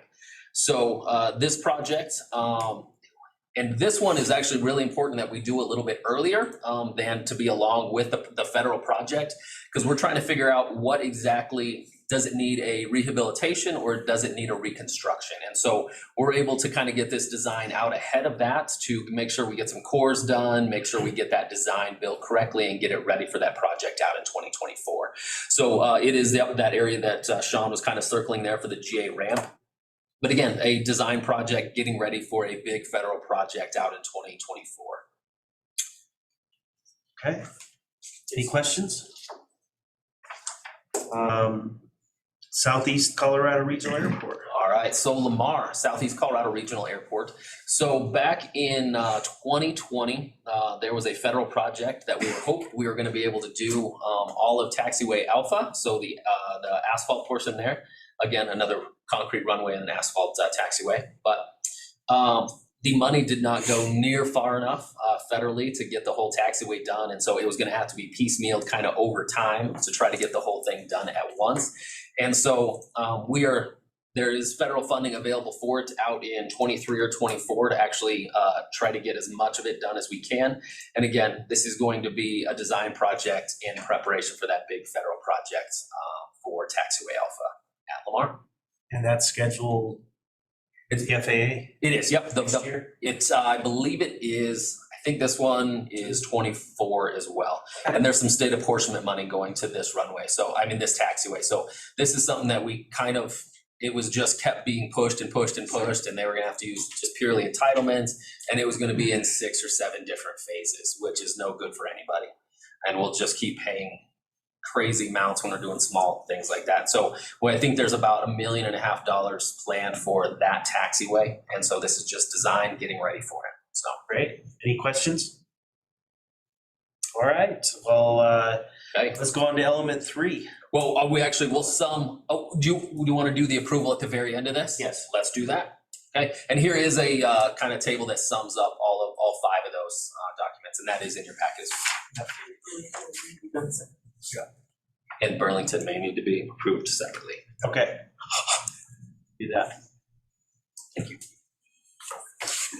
Okay, element 3. So element 3 is the Cdag Supplemental Budget Fund. As we discussed yesterday, we have 54 discretionary aviation grants active right now with Colorado Airport. In the current inflationary environment, some of the funded projects are running at higher costs, as are all FAA funded projects. And airports have reached out to discuss the possibility of requesting supplemental Cdag funding to complete the projects. We just showed you 5 examples of those here that we'll take action on. A delay in approval from the CLAB creates challenges from timeliness on the airport side as they decide whether or not to move forward with the project. So to help alleviate these disruptions to the projects, we're proposing that the CAB approves allocating an additional $410,000 of the $9 million fund balance adjustment plan to fund supplemental Cdag needs. That gives division staff the ability to utilize those budget funds administratively for supplemental funding requests on a case-by-case basis, but only for currently approved grant scopes that you guys have already approved, and these will not be used for modified or new scopes of work. So essentially, the ones we're having you take action on here, allowing us to do this would change that from, hey, we need to do this, and we've potentially had to wait 2 or 3 months to have the meeting, is, hey, we did use this fund for XYZ projects. So okay. And I'll jump into that a little bit as well. I mean, when we were talking about the project down in Westcliff, So that was, they're like, we need another chunk of money to get this project done. And when they asked us, which was about a month and a half ago, I mean, that project was still out in the future a little bit. We're like, yeah, go ahead and finish that. I think the board will support this 95% state and local aspect. What this gives us that ability to do is, prior to that project actually taking place, we can say yes administratively, and we can do that amendment with them. So it really lets us on our side help that airport and know that money's in place. And then we would bring that back to the board, just like we do interns, and say, hey, these are the amendments that we did between meetings. I will say, with like a change of 95%, 5% local, that is not something we would do administratively. That is something that we would absolutely bring that back to this board, because that's not just a change in the dollar amount, that's a change in our percentage we're participating. So I just wanted to make that aspect kind of an example of this. But when the FAA just gives the airport an additional $10,000, we're able to say, yes, airport, you are good to move forward with your $500 additional state funds. So I just kind of wanted to give those caveats on there. Okay. And so, yeah, that's the other the rest of this $9 million is that $410,000 for us to use administratively. And that may be something we look to do on an annual basis when we kind of approve our grants, is we may put a little bit of our CDAG money away so we can continue that process. Contingency, so you have the ability and the flexibility. Exactly. Because, yeah, you're right. I mean, I'm surprised it's only 410,000. The way bids are going and project costs have just exploded. So, okay. Any questions on element 3? Okay. So can we do one resolution for the whole 9 million with the exclusion of, we'll break out Burlington, Kit Carson County Airport and do that as a separate, or do I need to break those into 3 elements? With the resolution purely goes back to the actual 5 out-of-cycle grant requests. Okay. That is what we use the resolution, and that's actually what goes to the governor's office for approval. That one we do need a separate motion and action on those 5. For those 5 projects? Okay, so why don't we just do separate resolutions for the 3 elements with actually the second element minus the Burlington. Okay, how's that sound? That sounds good. All right, so let's start with element 1, which is the transfer of $7 million into the State Infrastructure Bank Loan Program for airports, dedicated to aviation projects. Looking for a motion. So moved. Second? Discussion? One comment, if you allow me, Mr. Chairman, to repeat what I said yesterday in the workshop, which I think the SIB is a great tool in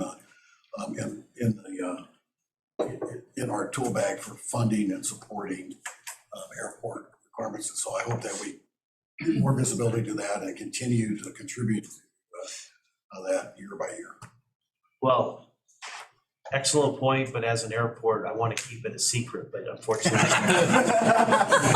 So yeah, excellent point. So Can I make yes. one comment too on it? Just, I think it's an awesome way of providing a little bit of protection for our plans in the future too. So it's a good. Okay. Anything else? All in favor signify by saying aye. Aye. Opposed? Okay, there's your element 1. That's the big one.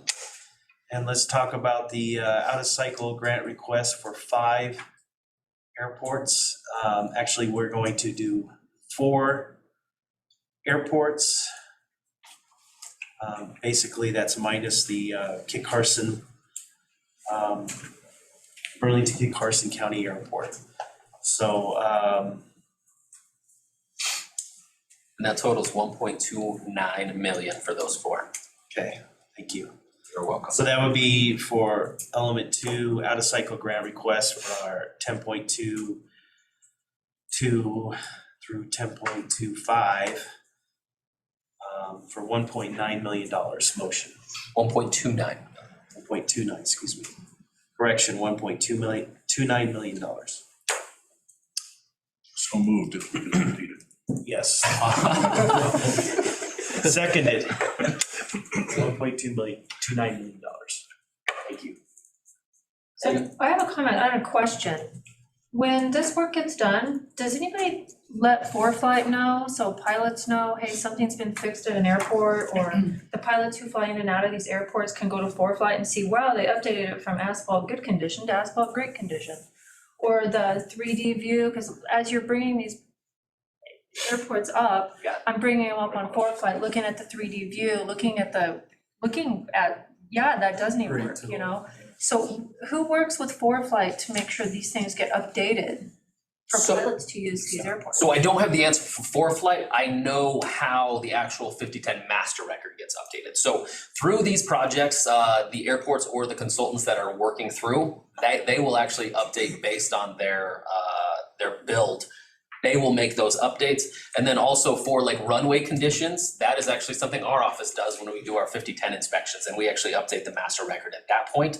I don't have a good answer for you on, I think ForeFlight goes and pulls that information directly from the 5010 master. It's not just ForeFlight, it's all the different providers. And so that goes into the FAA database, and that's what companies like ForeFlight use. Exactly. Okay. So, and I will say that there's one project out there that as we were getting ready to do our 5010 inspection, I mean, we pulled down the master record, we pulled that down, I opened Google and I was like, the runway numbers don't match. Like, where is the disconnect there? And turns out it's been in the system for over a year and it just hasn't made it through yet to make all of those. This answers. Unfortunately, it takes a while. Yeah, point to your question about when you pull up the satellite image, that's different. So, because those images aren't updated on this kind of frequency. So you have to take the text part, and the satellite image, is secondary.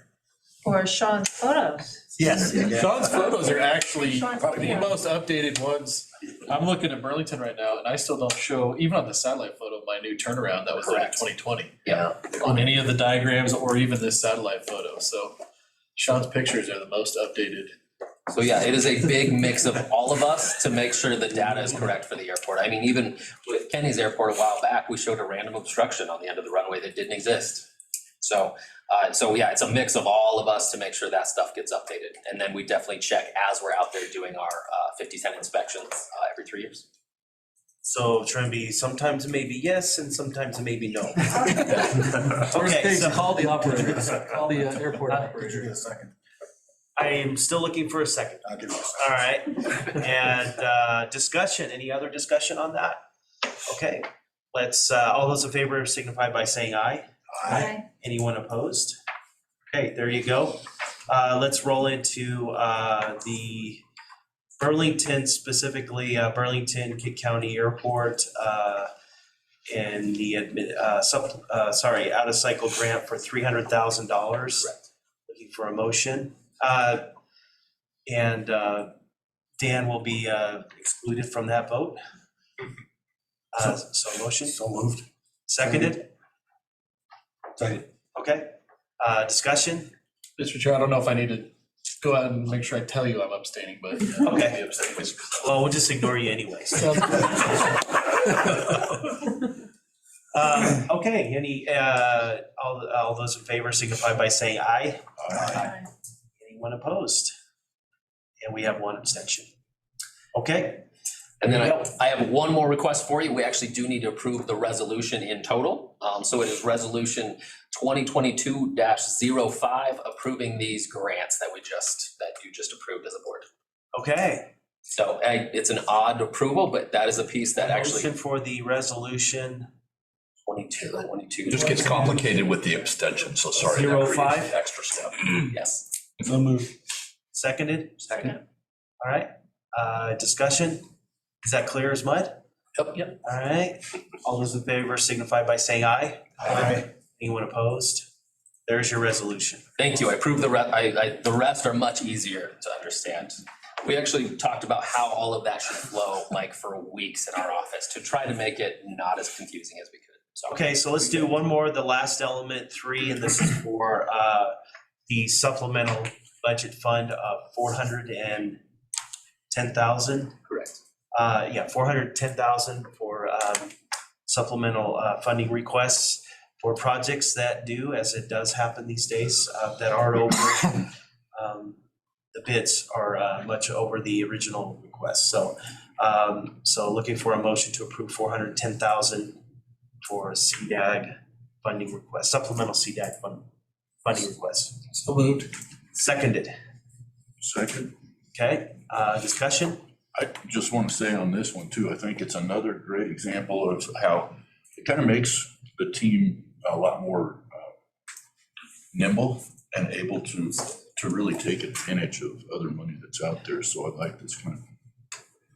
And I think, you know, maybe even starting with 23, when we start approving those projects, we can start working these contingencies into that, so we won't have to spell this out, and gives the staff the flexibility.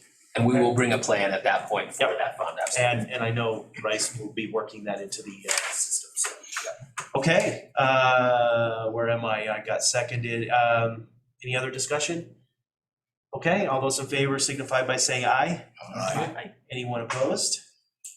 Okay, you got all three elements there. Todd? Thank you very much.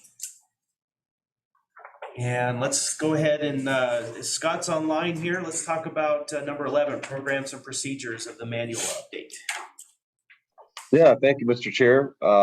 So this is basically our annual routine update. Every August, we make sure that all of our processes and images and references in the manual are all up to date, and also make sure we include any proposed policy changes. Pretty routine updates in this version. And the most significant policy change that I wouldn't say the most significant, but the only policy change we are proposing that to be approved in this version is that we remove the current cap of our involvement in the internship salary for airports. It was previously capped at $20 per hour, and our participation of 50% limited us to participate at $10 per hour. We already had an airport that has had to try and pay more than $20 an hour because they're having a hard time recruiting and retaining interns at certain airports that you can imagine, resort destinations. And I think our proposal is just to remove the cap and allow the division staff the administrative ability to impose a cap if deemed necessary, but otherwise not inhibit the ability to attract and retain interns at our airports. So that's the biggest change. If you have any questions, I'd be happy to answer or discuss, but we'd just be looking for a motion to approve the new 2022-A version of the Programs and Procedures Manual. Well, that sounds reasonable. Any questions? Seeing none, let's look for a motion for approval of the updated manual under the Programs and Procedures Manual version 2022-A. So moved. Okay, seconded? Second. And discussion, any other discussion? All those in favor signify by saying aye. Aye. Anyone opposed? Okay, you got your update there, Scott. Thank you. Thank you. Mr. Chair, for everybody's edification, I'd remind everybody our PMP manual, just like everything we have, is on our website. It's, if anybody's interested in how we manage our programs, the details of all that is out there for everybody to see. Yeah, and I'll jump on that as well. So I think we got that covered. Yep. Very good. Yeah, thank you for making that transparency. Transparency is good, so. Okay, let's go move on to number 12, the updated 2023 out-of-state travel plan. Director Elaine. You bet. Mr. Chair, a quick one here. Every year in April, the board adopts an out-of-state travel and professional development plan for staff. We did that back in April. It totaled $27,900. But since April, we've had a couple things change that we're requesting a revised plan for your approval today. One of those is the addition of the chair, in this case, Mr. Mampin, this year is an attendee at the annual NASAO convention in September. We talked a little bit about it previously. We think going forward, there's great value in having the cab chair continue to go to that event every year going forward. You can meet your peers from other states in the country, and it's a great conference. So that's a $1,950 increase for that. The other addition for this year only is the addition of a placeholder amount for supporting my travel and my role this upcoming year as NASAO chair. NASAO will fund the majority of any travel I have related to that role with the association, but there may be others that they don't. NASAO is not It's not a huge association with big budget like a lot of these other groups, so that will help support that as I This go. is AAA? It's not AAA, we do not have that budget.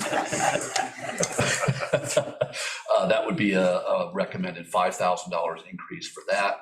Okay. And then the last one is actually a deletion. It's a $6,400 increase because we've learned that the FAA will not be holding their Northwest Mountain Regional Airports Conference probably ever again, unfortunately, which is too bad because that was a really great event. So the net result is a $1,400 decrease of $26,500 from the previously plan. We're requesting your approval of that revised Okay. plan today. Any questions? I've got one just in terms of the procedure and how you do the travel.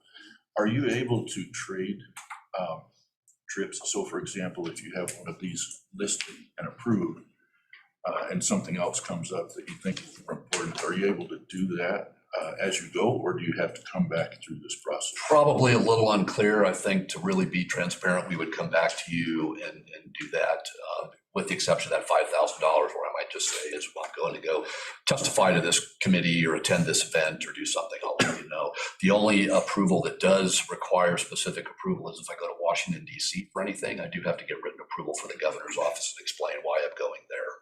Thank you.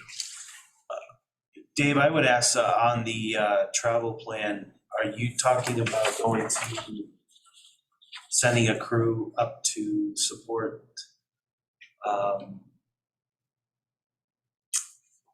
can't think of the conference, my God. EAA conference up in Oshkosh, thank you. That's a separate approval that you will budget as a separate cost center when we do statewide initiatives. Very good, because I know Yep. Sean's very active. That would be encompassed in that one. Okay, thank you. Thanks for the Oshkosh. Got you back. It's my first day. Okay, so any other questions? Okay, so motion to approve the updated fiscal year 2023 professional development out of, or is this for 2022? Sorry. It's for 23, fiscal year Okay. 23. Yeah, on the recommendation it said 2022, so I just want to make sure. So yes, recommend approval of the updated, because we're in 2023 fiscal year. So Excuse me, I apologize. professional development and out-of-state travel plan totaling of $26,500. So Seconded?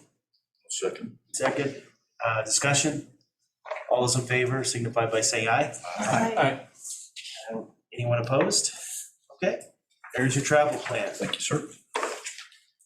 Now let's go to number 13. Hetty, on the program updates. Statewide Flight Simulator, one-time initiative. Yes, so thank you, Mr. Chair. This is an action item as well. Staff is seeking CAB approval to use the remaining $129,383 of the Aviation Education Grant Program to fund a one-time statewide flight simulator initiative.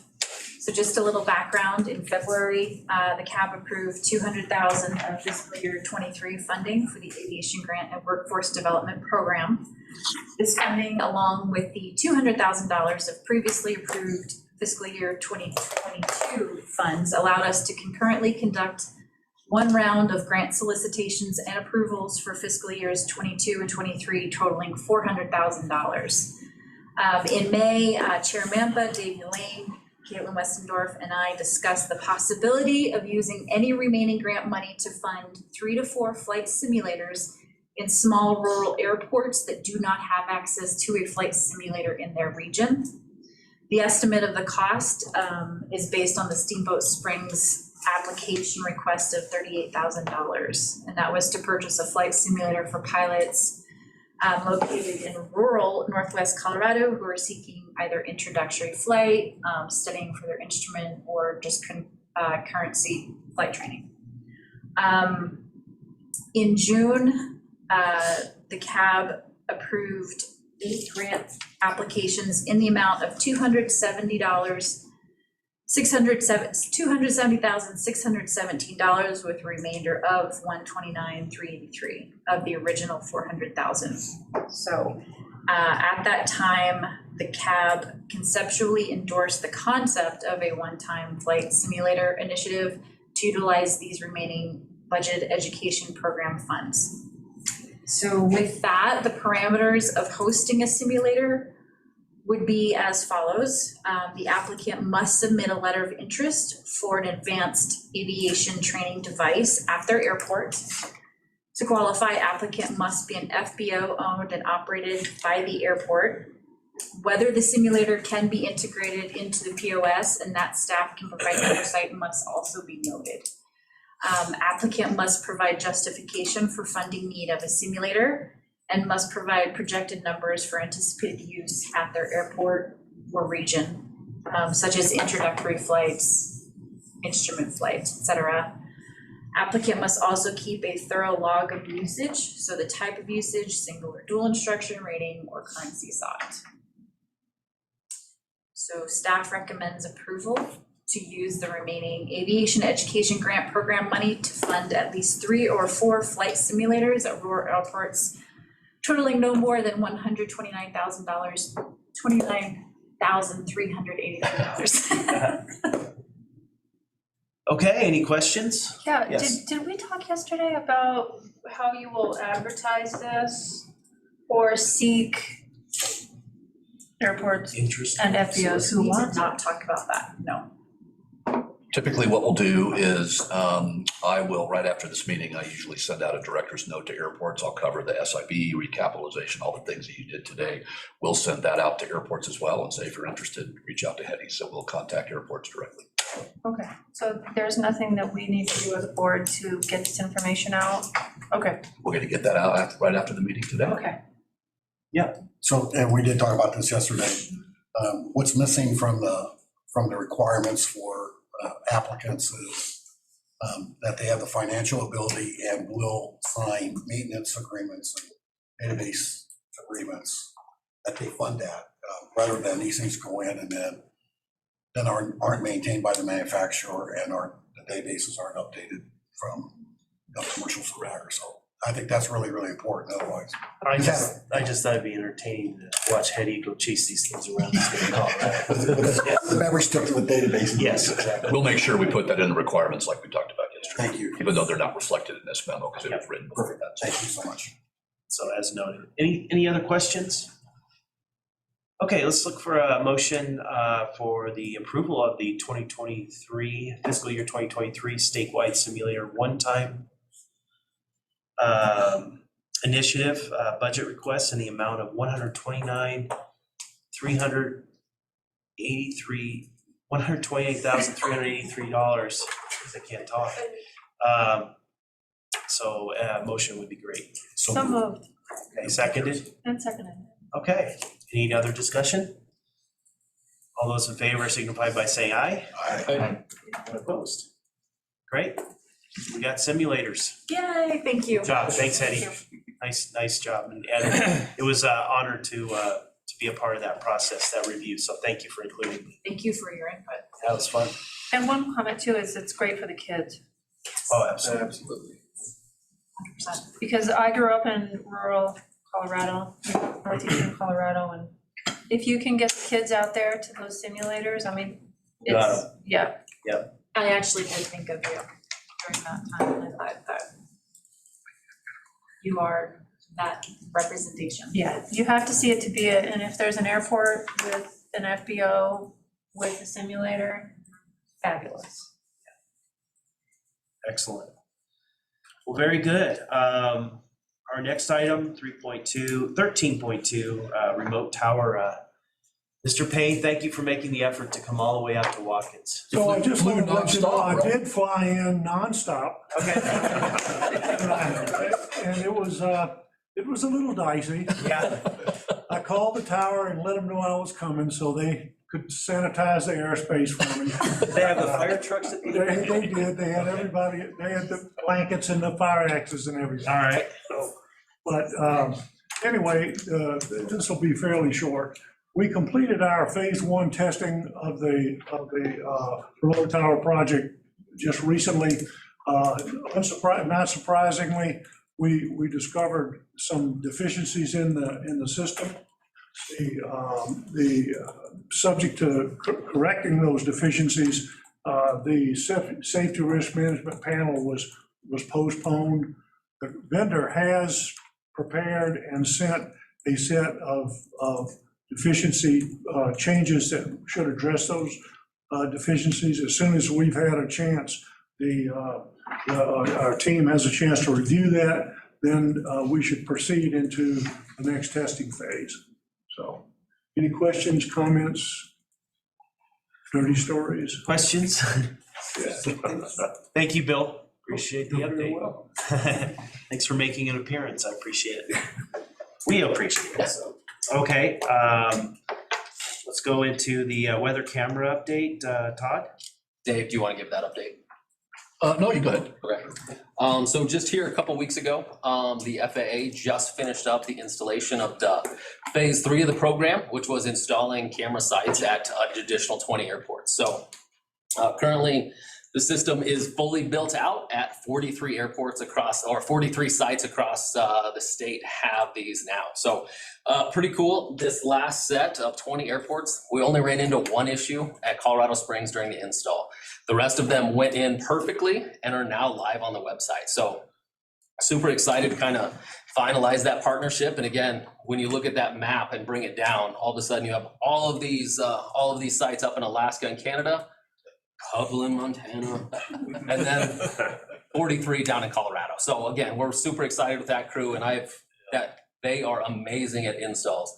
They brought down 2 different crews. So there was a crew that worked kind of on the north side of the state for 2 weeks, and then there's a crew that worked on the south side of the state for 2 weeks and installed all 20 in a 3-week period. So again, great group of guys. I actually went and grabbed beers with them after and kind of thanked them for everything they've done for the state of Colorado. And again, this was a huge lift, and this was one of those where we were able to give the FAA some money and get a great product out of it. So again, I'd be happy to answer any questions, but super excited that phase 3 is complete and live on the website. And these were the same, the Wasilla crew? The Aspect crew? Yes, yep, same crew. They just added a couple. There was one extra person on one team and one extra person on the other team. I give a shout out to Wasilla for, these guys are the A team.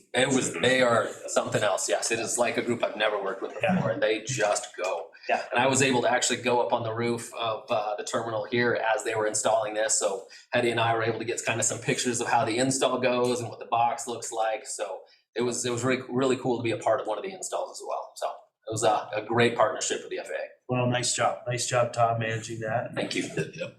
That was all him this time around. He did a great job. So thanks, Todd. Very good. One of the things just relatedly to that is I know we've had a lot of interest from folks about whether those images would ever be in ForeFlight. We did brief the board yesterday that the FAA did develop an application interface that there's now available. ForeFlight has it. So it's just a matter of them integrating that into their software and finding out a way of how to do that. So that's available to any app developer that wants access to that. So kind of cool to see that done. Maybe sometime the next update will have something in there for us.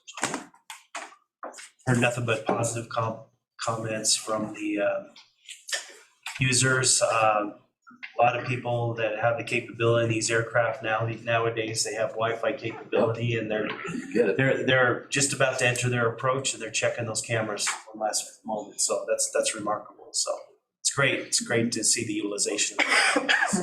Any other questions? All right, Kayla, talk to us about the surplus. I would love to. Look at this. So this is the biggest turnout for surplus we've had since I've been doing the surplus program when I started doing it, when I took it over from Sean. And I think he would echo that this is the biggest we've ever had. We had 23 airports that participated in the sale, which is like 8 more than we had the last time we had the sale. 23 were here or virtually. And then we ended up with 22 buying something. Grand Junction really wanted something that was taken earlier in the sale. We actually had to do an addition to our board because we didn't have enough space for all of the airports that showed up. The new system in here made it really, really easy to do it. We about had half of them that were here in person, half that were virtual. Thank goodness, because the room was full with the half we had. If we would have had everyone here, it would have been way too many people in here. And I just want to highlight that being on this board does not give you any priorities because Tex was last. I did not appreciate that. However, the last spot, not necessarily 23 airports, but the last spot allows you 2 picks in a row, which is the only time you get 2 picks in a row. So it's not necessarily a terrible spot, but definitely not pole position. Does anybody have questions on how the surplus sale works itself, like when we actually do the picks?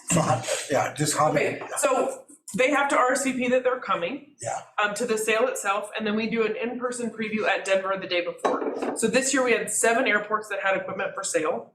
So the other 6 airports that are not Denver, they would have contacted those specific airports to go look at that equipment. Denver had lots of equipment this year, great equipment. And so we have an in-person deal at Denver so that Denver only has to open their gates for us one time. We had 2 full buses of people that showed up the day before the sale to preview the equipment at Denver. So we all go into the secured area together, we look around, kick tires. Denver has an amazing group of people that we work with, thanks to Steve's start of this program 20-some years ago. And the mechanics are there to answer questions. The people who do the fleet stuff are there to answer questions. It is a well-oiled program at this point, and largely in part to our partnership with Denver. So we go to the preview on, this year was on a Wednesday, and then the next day they all show up here or virtually. All the airports that bought something from Denver were at the preview the day before. A lot of them came, so they saved an overnight. They drove up, looked at their stuff, and then went home that same day, saved an overnight, didn't have to worry about any hotel stays, and then participated on Thursday. But on Thursday when they show up, we have a hat that has the number of airports that are here and a hat that has each airport identifier.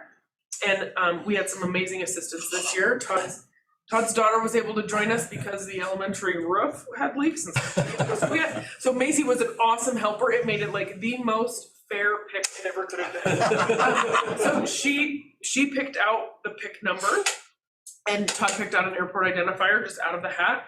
And so it's, pick 12 is whoever pick 12 was, and pick 23 is Telluride, and pick 1 is Granby. And then after the picks are all done, we start with pick 1 and we go 1 through 23. And then we go for round 2, we go 23 to 1. So we run it like a serpentine draft. So their first pick, we pay 80%. We as a board, you pay 80%. And then picks 2 and 3 are at 50-50. If they want more than 4 pieces, that's fine. You can totally buy as many as you want if they're still available. That's just 100% on the airport. Anything bought through the sale, even if it's your pick 4 or whatever, you are required to keep it for aviation use only on your airport for 2 years. Then you can do whatever you want with it.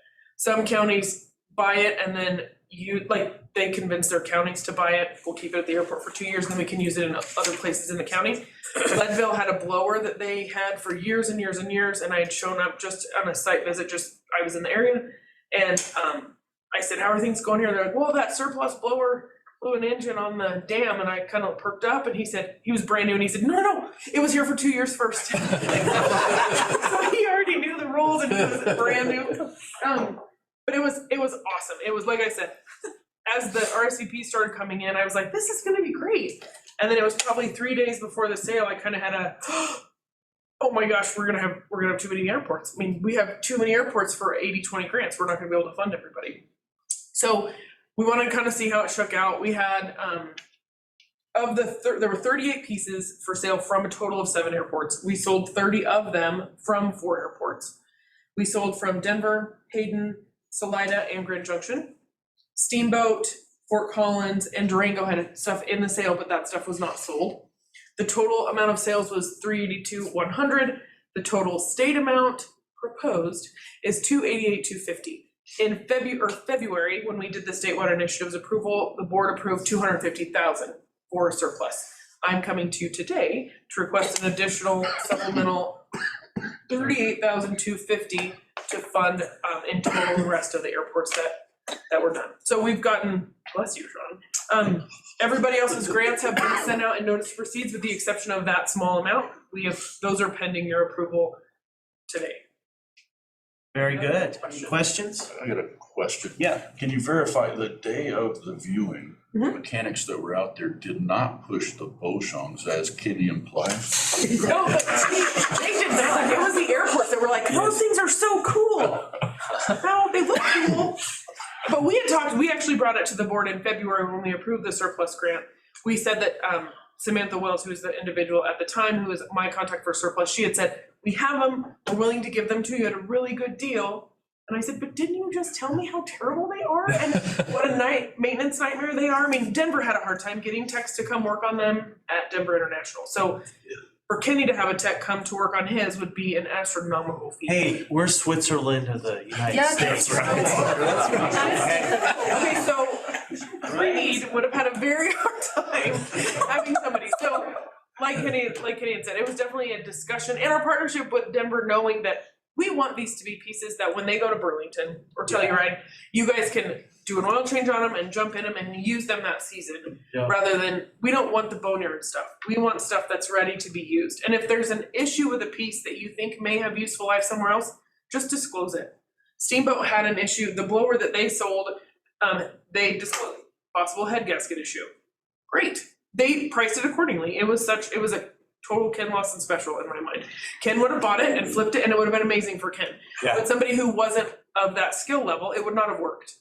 They would have been upset, and then that reflects badly on us as a program, and that's not what we want. And that's what the Bouchons had the possibility of doing. And I would say too, just seriously though, the equipment and how it goes through this program really gets a big bang for the buck.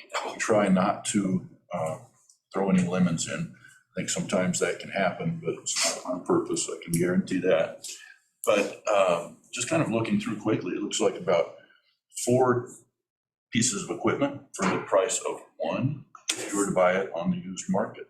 And you get the grant going along with it. So I think it's a great thing for airports. Just wanted to get- And not only is it priced really well from Denver for the used market, it's a giant help to the CIP.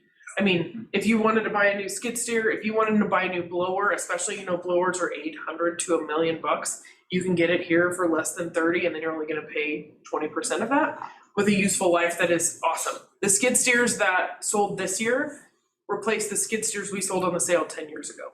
So Yeah. it's been really cool to kind of see And as the quality of the brand, Cat, come on. yes. Yeah, that's what everybody said, those skid steers, so you're talking barely half-life really, so. Yes, and the loaders, this is the first year we've had some of the smaller loaders with the quick touch buckets that are hugely variable in their use. Yeah. So this is the first year we've had some smaller loaders. We sold 1 big loader this year and the 3 small ones, and everybody was just over the moon about everything. They've told us they're gonna have a lot more snow removal equipment next year, so we're excited for next year, another big sale next year. So our request in January for FY23 may be larger than the 250, but this, as of right now, we're just asking for an additional 38,250 to fund the entirety of everybody who participated in the sale. And thank you again for all of your support. This is one of my absolute favorite things I get to do. Well, and it shows, Caitlin, and the other thing too is I've seen this in my whole career evolve, and what you brought it up to what it is today is it's spectacular, so. I have a lot of help, like everybody here and all of them Everybody- and everybody else, it is awesome, but I genuinely. Including Todd's daughter, so I think that's. Yes, Todd, next year when we pull everybody's kids out of school to help. Absolutely. She had enough steps running back and forth to the printer that day to. Yeah. And made the slideshow. Yeah, she made the slideshow. That was great. Any other questions? All right, well, I'll look for a motion to approve an additional $38,250 to fund the surplus equipment program for fiscal year 2023. So moved. Seconded. I'll second. All righty. All discussion, any further discussion? All those in favor signify by saying aye. Aye. Anyone gonna oppose that one? Hope not. All right, there you go. Thank you. Thank Nice you. work.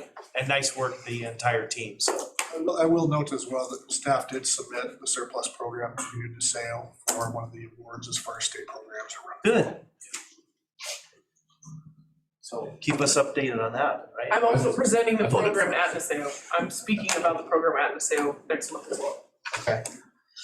All right, next item is legislative issues. I'm looking at you, Dave. Is there anything really new to share? There's not at this point, Mr. Chair. Okay.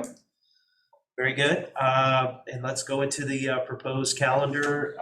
It looks like, I think we looked at our meeting, it sort of fell apart. We were gonna do a joint meeting with the Transportation Commission, so it's at the pleasure of the board, but if everyone is okay about canceling our October 19th meeting, does anyone have any issues with that and removing that from our calendar? Okay. And then the then the next meeting will be December 14th. I'm at the division offices, so we have to do an action item on that, or we just? I would just say yes, just because your adoption of your calendar is something you do take action on. So if you're going to delete a meeting, I would say you do take a motion to officially do that. So with those two meetings, or one removed and the other one is scheduled, firm schedule on December 14th, look for a motion to approve our calendar as amended. Anyone are seconded? Second. Okay. All those in favor signify by saying aye. Aye. Okay. You have your meeting or schedule for the rest of the year. Okay. We're on our last item really is any other matters from the public or members? Anyone online asking questions? Nobody at this time. Seeing none, we can call this meeting adjourned. I'll say one thing, just Yes. since I'm a guest. My name's Carl Sanderson. I'm actually from Denver Center. My main interest in this coming down here was just to see what happens in the local boards for Colorado. And it's been exciting, especially all the money going to all the airports from the excess fuel costs and everything. I'm a pilot as well, so it's really cool to see all that stuff being dispersed among the smaller airports. I came mainly to see Hattie because she met Beckney and O'Connell left up at Ames. And I meant to email you, but I figured I'd just come down on my day off for traffic.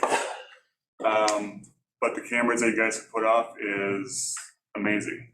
We use that in the center constantly, especially in the winter times, looking at airports and everything. And you got the Telluride one, we can zoom in on it, so you have that airplane landed, so we can send the next one in. Oh, that's cool. So I get less phone calls. What's that? So I get less phone calls. Hey, less phone calls. Yeah, I know. We get them a lot. So can you see? And then we figured out we can just click and zoom in, and if their tail number's big enough, it's like, yeah, he's driving right by the that's front cool. door right now. That's really so cool. It's the things you guys are doing. It's great. Big questions because we don't hear anything, even though we're at that. We don't know anything about the remote tower, so it's nice to get a little update on it. And slow progression. I can give you a heads up after this if you want. Okay, yeah, because it's been asked because everybody says, why don't we have, especially once the winter hits, like Montrose, Telluride's like, can we just get a remote tower there and just send more airplanes in because it's always one in, one out, and a lot of times we're backing up quite a bit. Those are our dreams. Those are our dreams. Yep. Yeah. So I just want to introduce myself. I've got cards. We are now, finally, after 2 years, we can take visitors. So if anybody wants to come up, feel free to give us a call. Anybody can give you a tour, or I can give you one personally, whatever. Fly up, I'll pick you up in Longmont. Come up and visit and see what goes on the air traffic side from the radar screen. Yeah. And we get in and out. How big of a group can you do if they all were interested in coming up for a tour? Is that something I could bring next with?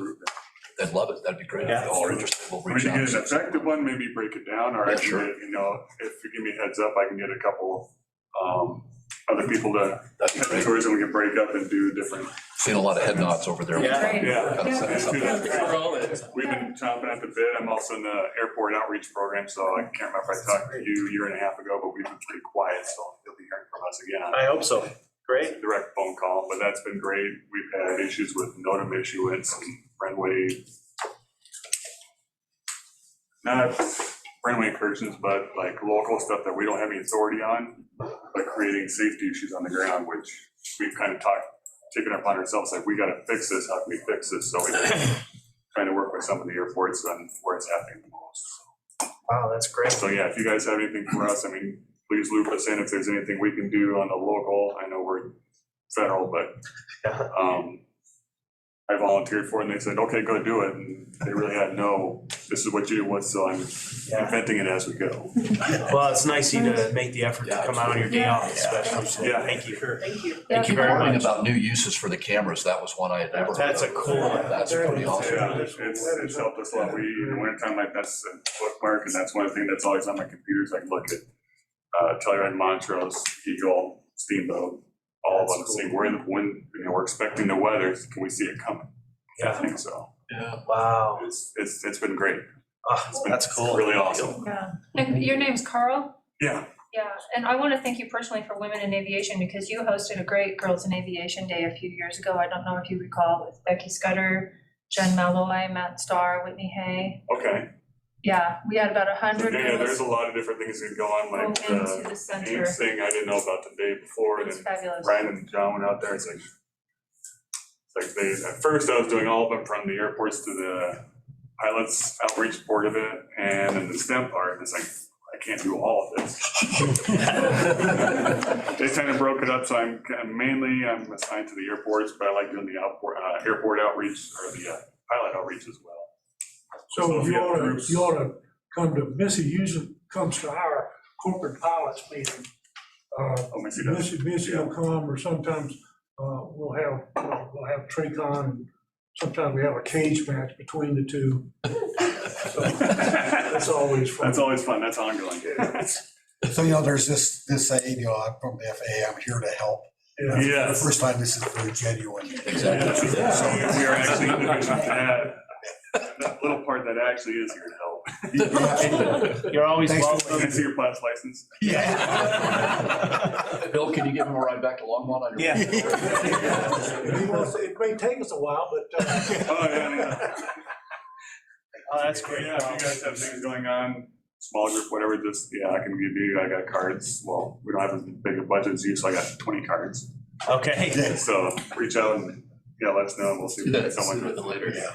Even if just sit in and you want to bounce questions. Maybe just leave a card with Dave, and he'll send your contact information to all of us. Okay. Okay, that'd be great. Thank you so much. Thank you. All right, anything else? Well, I guess we're adjourned. Just here for the entertainment. All right.